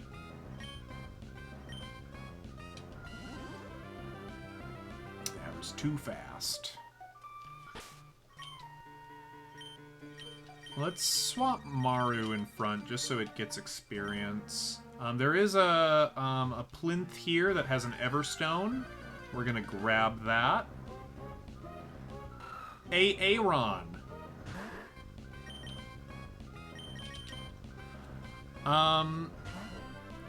This is both a good thing and a bad thing, I guess. Sturdy in this generation does not prevent you from getting one-shot by regular moves. Sturdy only protects you against one-hit KO moves like Guillotine or Fissure. I think overall, I'm happy with the change they made to Sturdy, where it means that basically you get, like, you know, a free protection from getting wiped.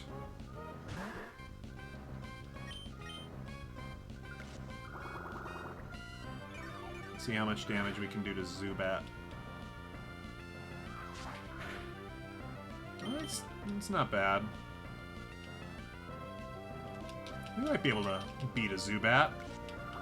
Get a speed effort value that, you know, Slackoff is totally gonna take advantage of. Absolutely.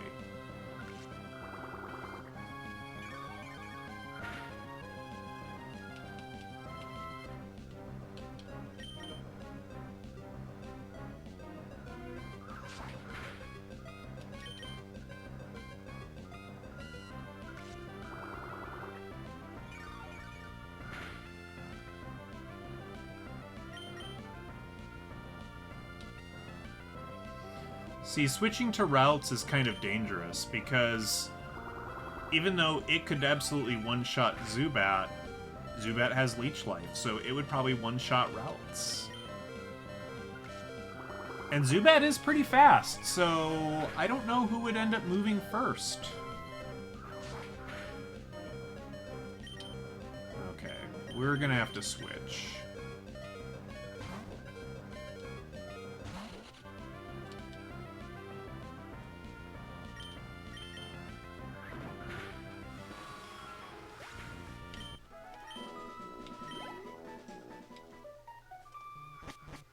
And then there's stairs here, and now we're up here. And we're done.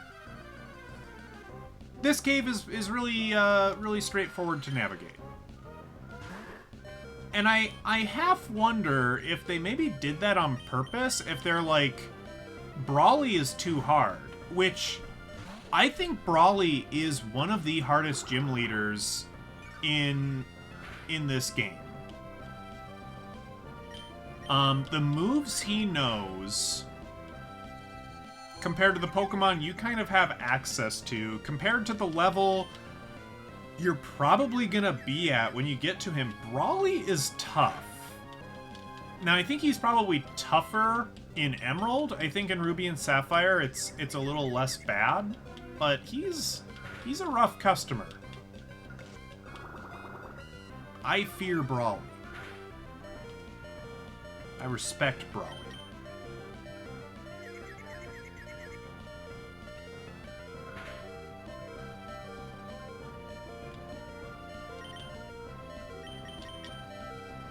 I don't know how the Pokemon community feel about Brawly, but that's how I feel about him.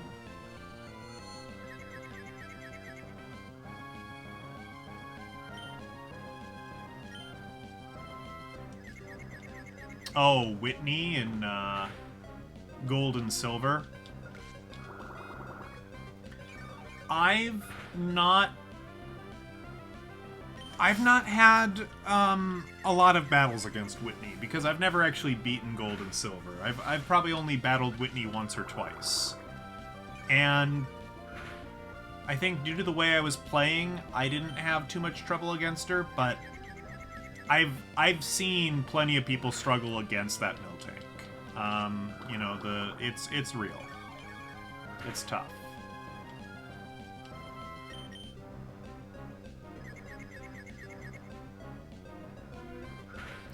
Wow, this Zubat is absolutely wrecking me. We're getting some bad luck, I think. Holy moly.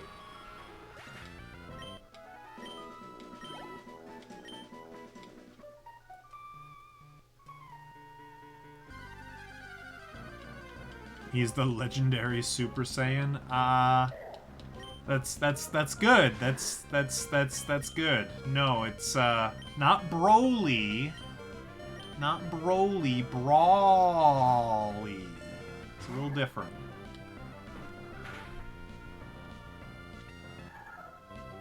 And I'm sure you're aware of this, and you're, you know, disappointed but accepting of the fact that I only get that because I watched the Team 4-Star abridged versions of those movies. I've never seen...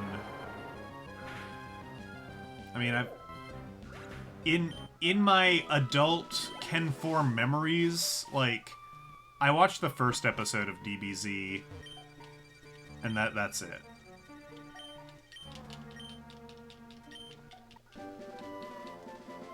One of these days, I'll think about watching the rest of it. Steel Wing, it's a great move. Not sure who we can teach it to. I guess we could teach it to Pelipper, maybe. Maybe Masquerain could learn it?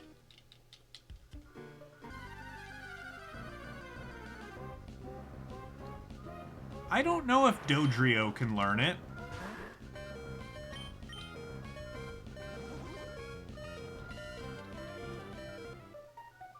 Oh, Xatu. Oh, Xatu with Steel Wing? That could be good. Maybe we'll teach it to Xatu. Depending on how bad Zatu's physical attack is. Since Steel is going to be a physical attack. Okay, we have an important job to do. Way more important than fighting Brawly here. We have to determine what the trendy phrase in Dewford is. And this is important because this will, like, determine where Feebas is. Have you heard about this new Nun store? Of course you know. I mean, Nun store, it's the hottest thing. Wherever you're from, like, Nun store is the biggest happening thing, right? Well, no. It's not. Yeah, I do recall fighting Steven in Meteor Falls and Emerald. I'm pretty sure I beat him. I mean, I'm pretty sure I had like a level 100 Blaziken, so it was like, of course I beat him. It's kind of like one of those things. Let's see, what do we got? Do we got something awesome? We got like a exciting thing, a fiery thing, a drooling thing, a lolling thing, a rickety thing. I kind of like rickety thing. A shredded thing. Shredded, silky thing, spiraling thing. Voracious. That's a big word. Maybe a spiraling.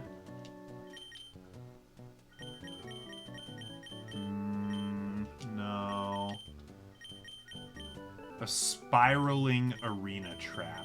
Spiraling battle armor. Spiraling coolness. A spiraling drizzle. Spiraling forecast.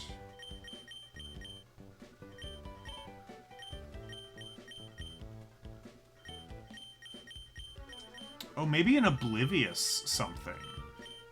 Yeah, maybe oblivious something. I like that better. Something oblivious. It's me. I'm oblivious to most things. Oblivious challenge, oblivious genius, oblivious legend, oblivious offensive.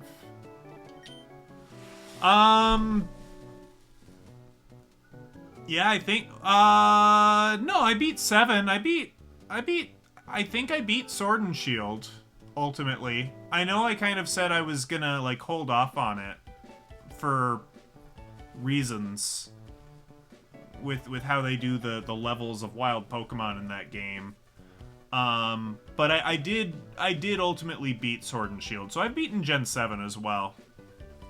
But yeah, I've never beaten Gen 2 and I've never beaten Gen 5. That's accurate.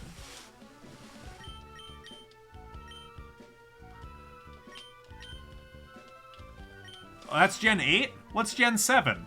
Oh, is that Sun and Moon? Yeah, I never beat Sun and Moon.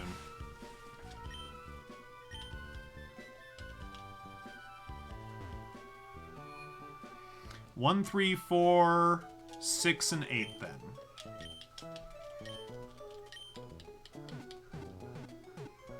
Yeah, that's about right.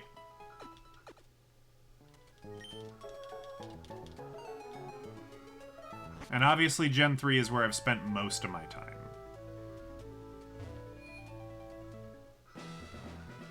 I mean, I've played a fair bit of, like, Fire Red and Leaf Green as well. So, like, I'm familiar enough with, like, Gen 1, I would say. Okay. I am gonna fight all the trainers in Brawly's gym. I think we could use the experience. Ah, Metatite.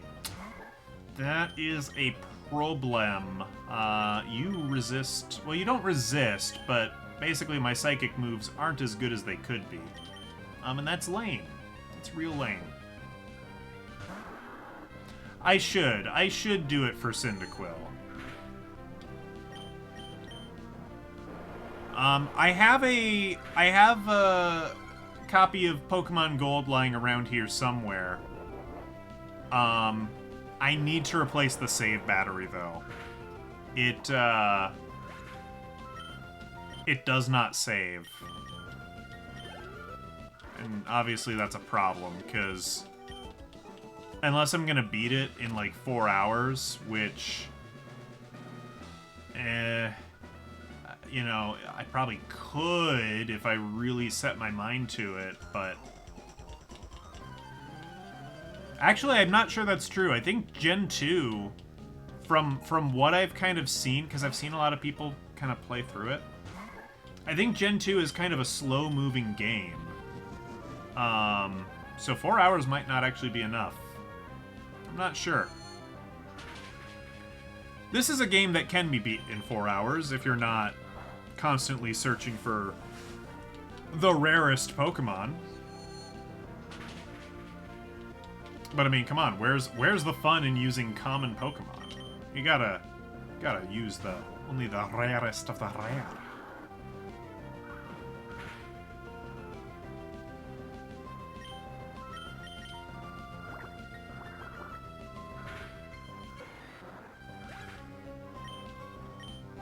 I could. So the DS, you know, we used to do DS gameplay on here a wee bit. That was much easier on PC. The trouble with DS capture is I need 2 cords. I need the USB cord, and that's, you know, one thing. And then I need I need audio. And there isn't really, like, a proper aux in on the Mac. I kind of need like, and I couldn't get aux in to work like converting it to go through what my mic goes through. So, I kind of sort of need like more equipment if I'm gonna do DS games again. I'm kind of annoyed by it, but DS games are kind of off the menu for the immediate moment. Which is sad.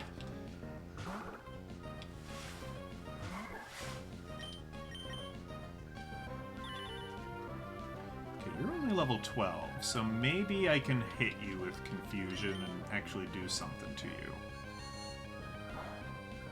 Okay, you're also using confusion. We're doing about equal damage. Uh-oh, bide.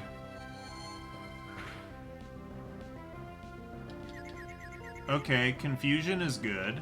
That can interrupt bide.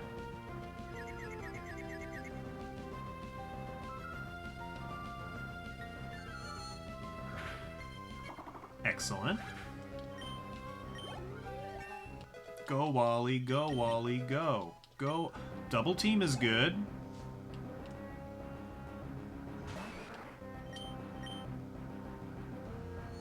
We could be real cheesy and we could spam double team. I'm not I'm not beneath using degenerate strategies like that.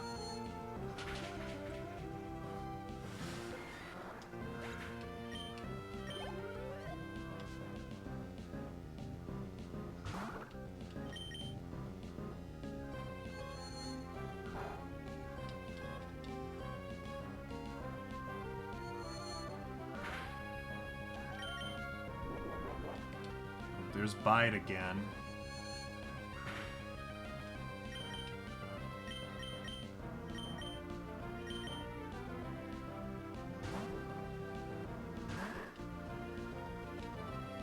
I don't think you know a fighting move. I think we're safe to do this.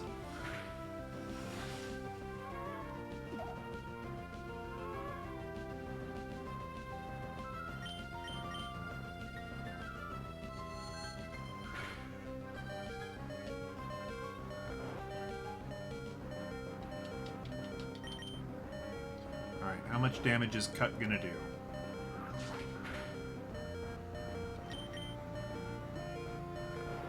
Do I think we're overrun by isekais now?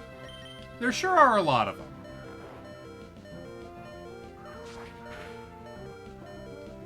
Are we overrun by them? I would say no. I would say there's plenty of shows out there that are good. And, you know, anticipated even, that aren't isekai. Like, if you want a good show that isn't that, those are still being made. Right now, that's simply a popular genre. I'm sure if we were to roll back the tape and look, I'm sure we would see other kind of surges of particular genre of anime throughout different times. You know, I couldn't tell you. I mean, like, I don't know. I feel like there was a time, and maybe there's just a bias here because when I was in high school, that's what we were looking for. But I feel like there was probably a time where, like, the harem anime, like your prototypical, like, high school or whatever, like, you know, doofus has like 10 girls that are interested in him. I think there was like a surge in popularity of that, and that kind of show, I mean, it's still around. Sometimes it's mixed in with the isekai. Ooh. But I think that had a you know, a time where there was like a peak to it, right? That's what I think anyway. Maybe I'm way off base on that.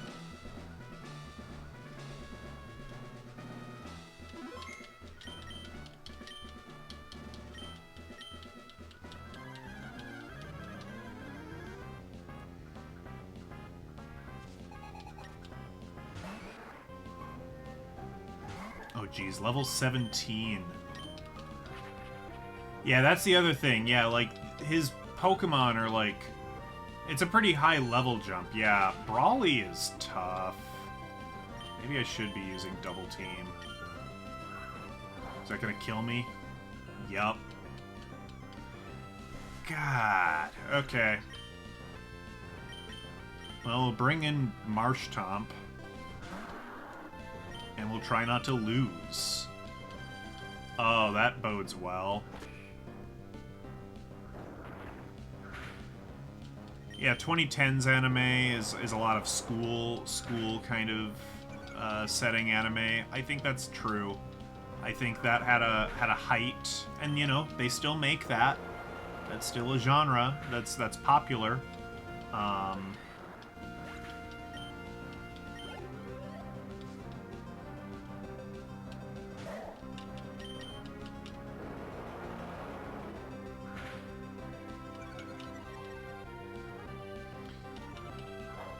You know, I've been known to discuss the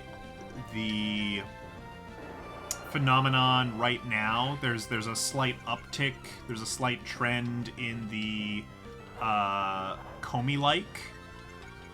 There are a number of shows that are being made that are similar in premise to Komi Can't Communicate, where there's like a, you know, shy individual, you know, shy girl, whatever, makes friends, befriends everyone, befriends the protagonist,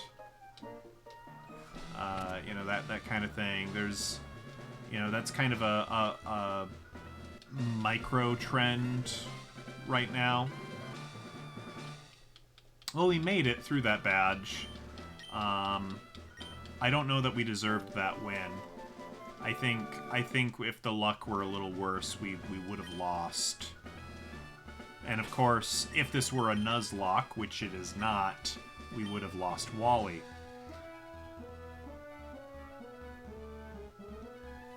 Of course, if this were a Nuzlocke, we would have lost Wally long before. He's fainted a couple of times, I think. He's a little frail. Oh, hey, you want to give me an old rod? I'm not going to use it, but, you know, free stuff.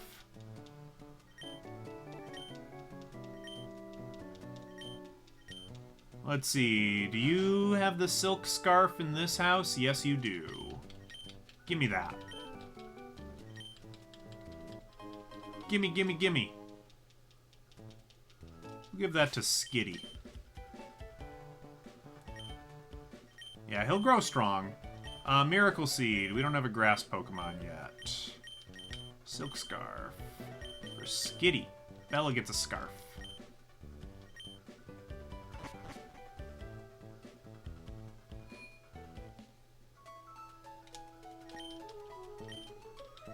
We'll go for a little while longer. Not too much longer. We might see if we can get Volbeat, or not Volbeat, pardon me, Plusle. Because then we'll have a full team of 6. So that would be good. If we could end the stream on a full team of 6, I'd be pretty happy about that. So let's try. Let's see if it can be done. See how much I'm going to hate myself in order to make that happen. So even though Ruby is the red one, right, Plusle, which is also the red one, is the rare Pokemon in this situation. Minun, the blue one, is the common one in this game.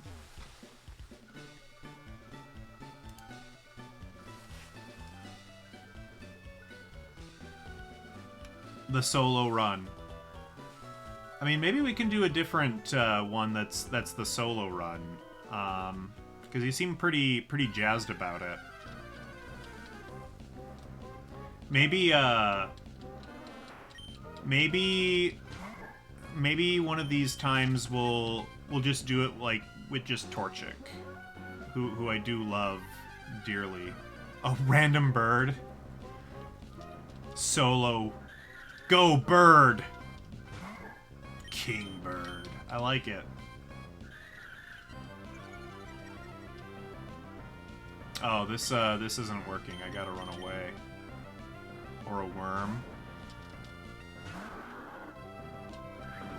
We could always implement some sort of like I mean, I need to probably figure out how I can get a randomizer going, because like randomizer Pokemon is like super popular. So like we could probably like just roll and be like, okay, what's your Pokemon gonna be? And then I could make that my starter, right? If I had like an Action Replay or a Game Shark, I could make that my starter. Say, okay, that's what you get. You can catch, you know, some other Pokemon so that they can use HMs for you, so you don't ruin your your moveset. But this is what you get. Might be great. Might be Mewtwo. Might be Shuckle. Which, I think Shuckle is actually really good. Shiny Caterpie, yeah, could do.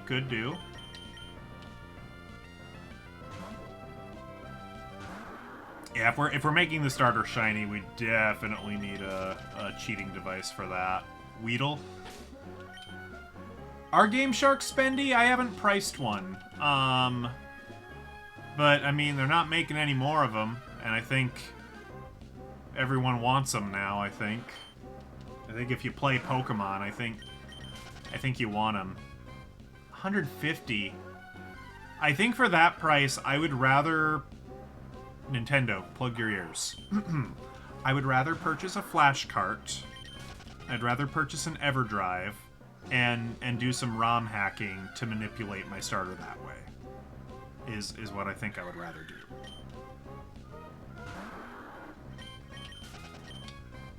Alright, Nintendo, you can listen again. I didn't say anything that you would find disagreeable.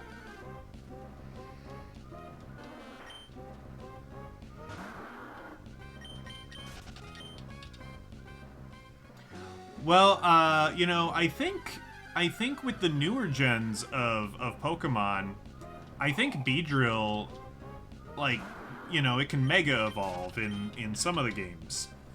And I think Mega Beedrill is fairly viable in competitive Pokemon. Don't quote me on that, but I think it's true.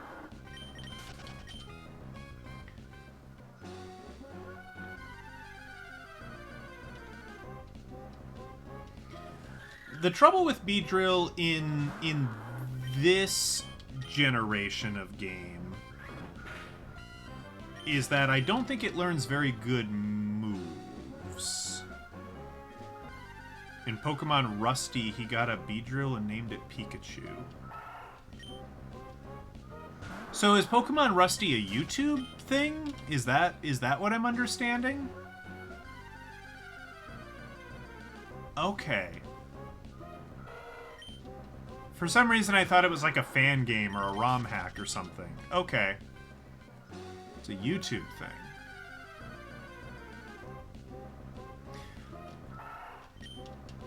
Gotcha.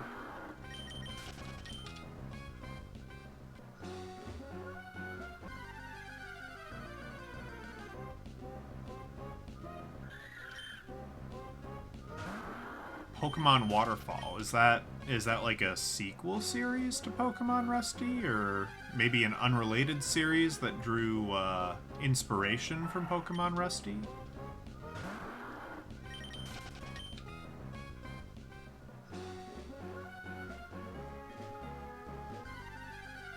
It's a parallel series, okay. I want the red one. Give me the red one. Give me the plus sign.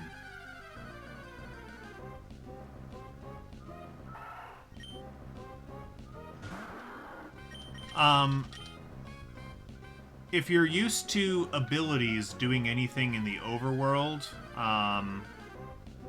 that's not true in Ruby and Sapphire. That's something that they only started to implement with Emerald. So, like, in theory, like, if I were to play Emerald, right, I could catch Minun and have it at the front of my party, and I think it would make Plusle more common to encounter because of its ability. But that's not true in Ruby and Sapphire. Which is really too bad. Because there are times where I wish that that were true. Like, for farming items, you can't get any more Moonstones in Ruby. And you can in Sapphire, but it's a pain. Because Moonstones and Sunstones in Ruby and Sapphire you can get from Soul Rock and Lunatone. 5%. But in order to get, you know, you either gotta catch the Soul Rock or you gotta use Thief. In Emerald and in later games, if your first Pokemon in your party has the ability Compound Eyes, I think, Pokemon you encounter are more likely to be holding an item. So you can kind of manipulate that, right? So you can actually farm for held items efficiently, but it's not the case in Ruby and Sapphire. And I'm not sure if those abilities are implemented in Fire Red and Leaf Green. I want to say no, because I think Emerald was released after Fire Red and Leaf Green, if my memory serves. Which it doesn't always. My memory is kind of like pudding sometimes, so, you know, I shouldn't always trust it. On the plus side, it means I can rewatch shows that I've already watched, and that's quite fun. Correct, yes. Slugma usually has an ability called, like, Magma Armor, I think. And it makes eggs hatch in half the time. I don't believe that is implemented for Ruby and Sapphire. Yeah, Flame Body. I think both of the abilities do it. I think Magma Armor and Flame Body are both real effects, and they both have the rate at which, or double. Take less time. Egg take less time. And yeah, I don't think it's implemented in Ruby and Sapphire. I think that came out in Emerald. And they didn't like fully like implement Emerald with abilities. Like, I think they really got serious about that with Diamond and Pearl. I think in Emerald, only some of the abilities do something on the overworld, where in Diamond and Pearl, a lot more abilities did that.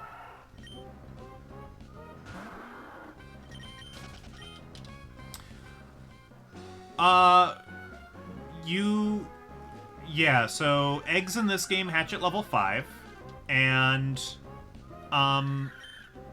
it's kind of like the monkeys at a keyboard. Eventually, they'll come up with Shakespeare.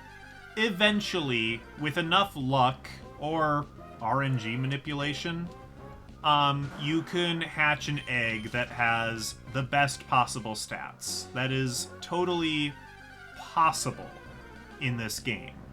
It's real tough to pull off. You are better off probably using a cheating device to influence the stats of the egg or of your starter in order to get those top tier stats.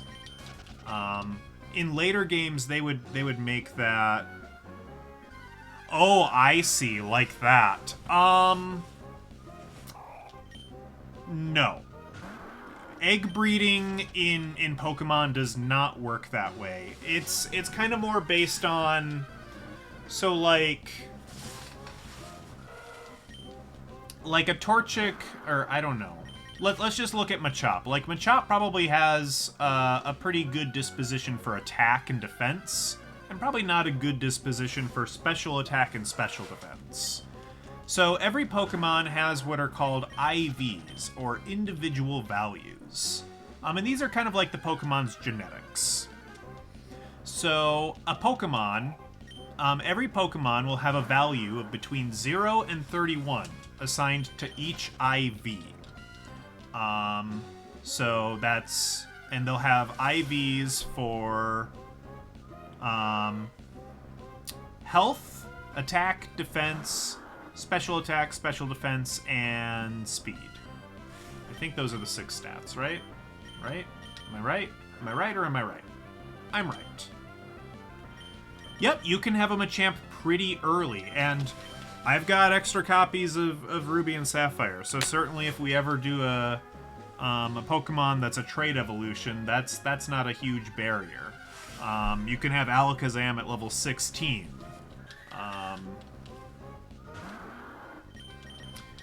So if you're... I want to say 18's probably pretty low. I think it's above level 20. I want to say it's 22 or 24, maybe even 26. I don't have the evolution line for Machop memorized. I think Geodude evolves into Graveler at level 25, but I might be making that up. In fact, Graveler and Machop might evolve at the same level. There's the red one. There's Plusle. Okay, let's use Tackle.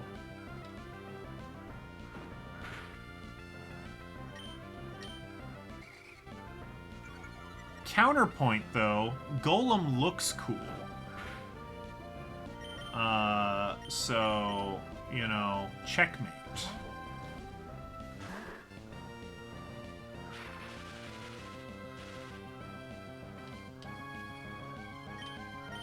I think I got off track somewhere, but yeah, so like if a bred Pokemon has like a 0 in its IVs for attack, you know, when it's hatched, right, its attack might be 5. But if it has a 31, its attack might be like 10. And those numbers will kind of grow in disparity as the Pokemon's level increases. But no, you can't have... You're not going to ever hatch an egg and have it have like 200 attack and be able to one-shot a Dragonite.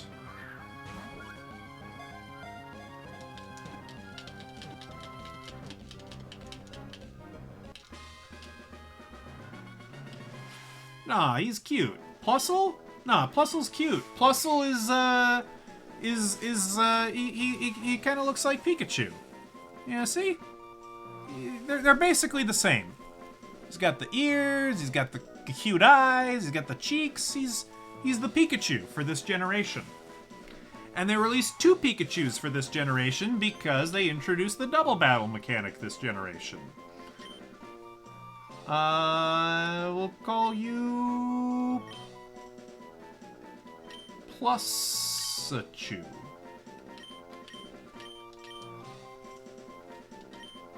There we go. Now we have an electric Pokemons on our team.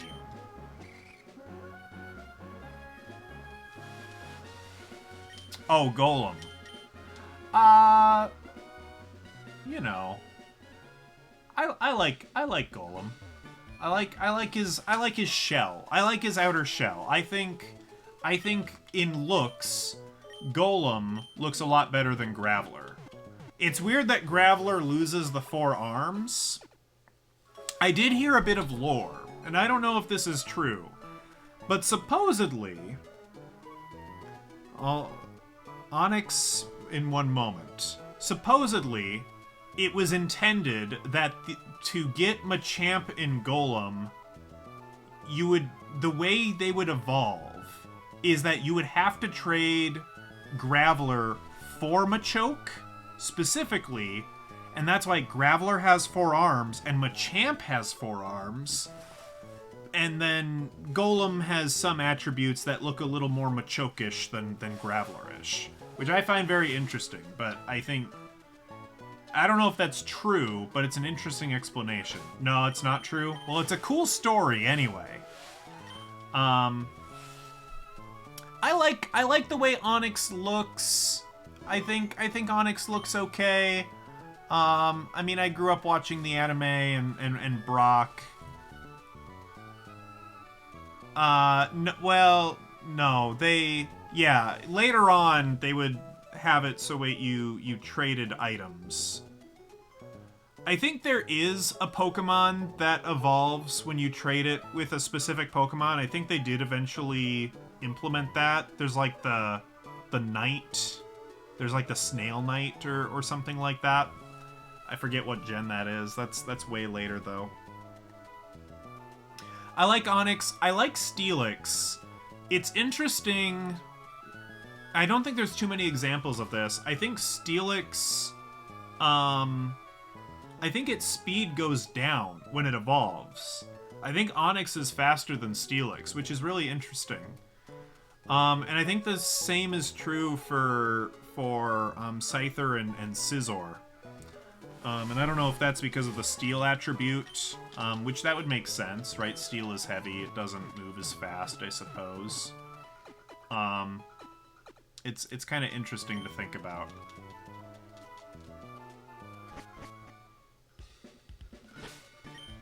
Okay, how are we doing? Well, our team's a little rough.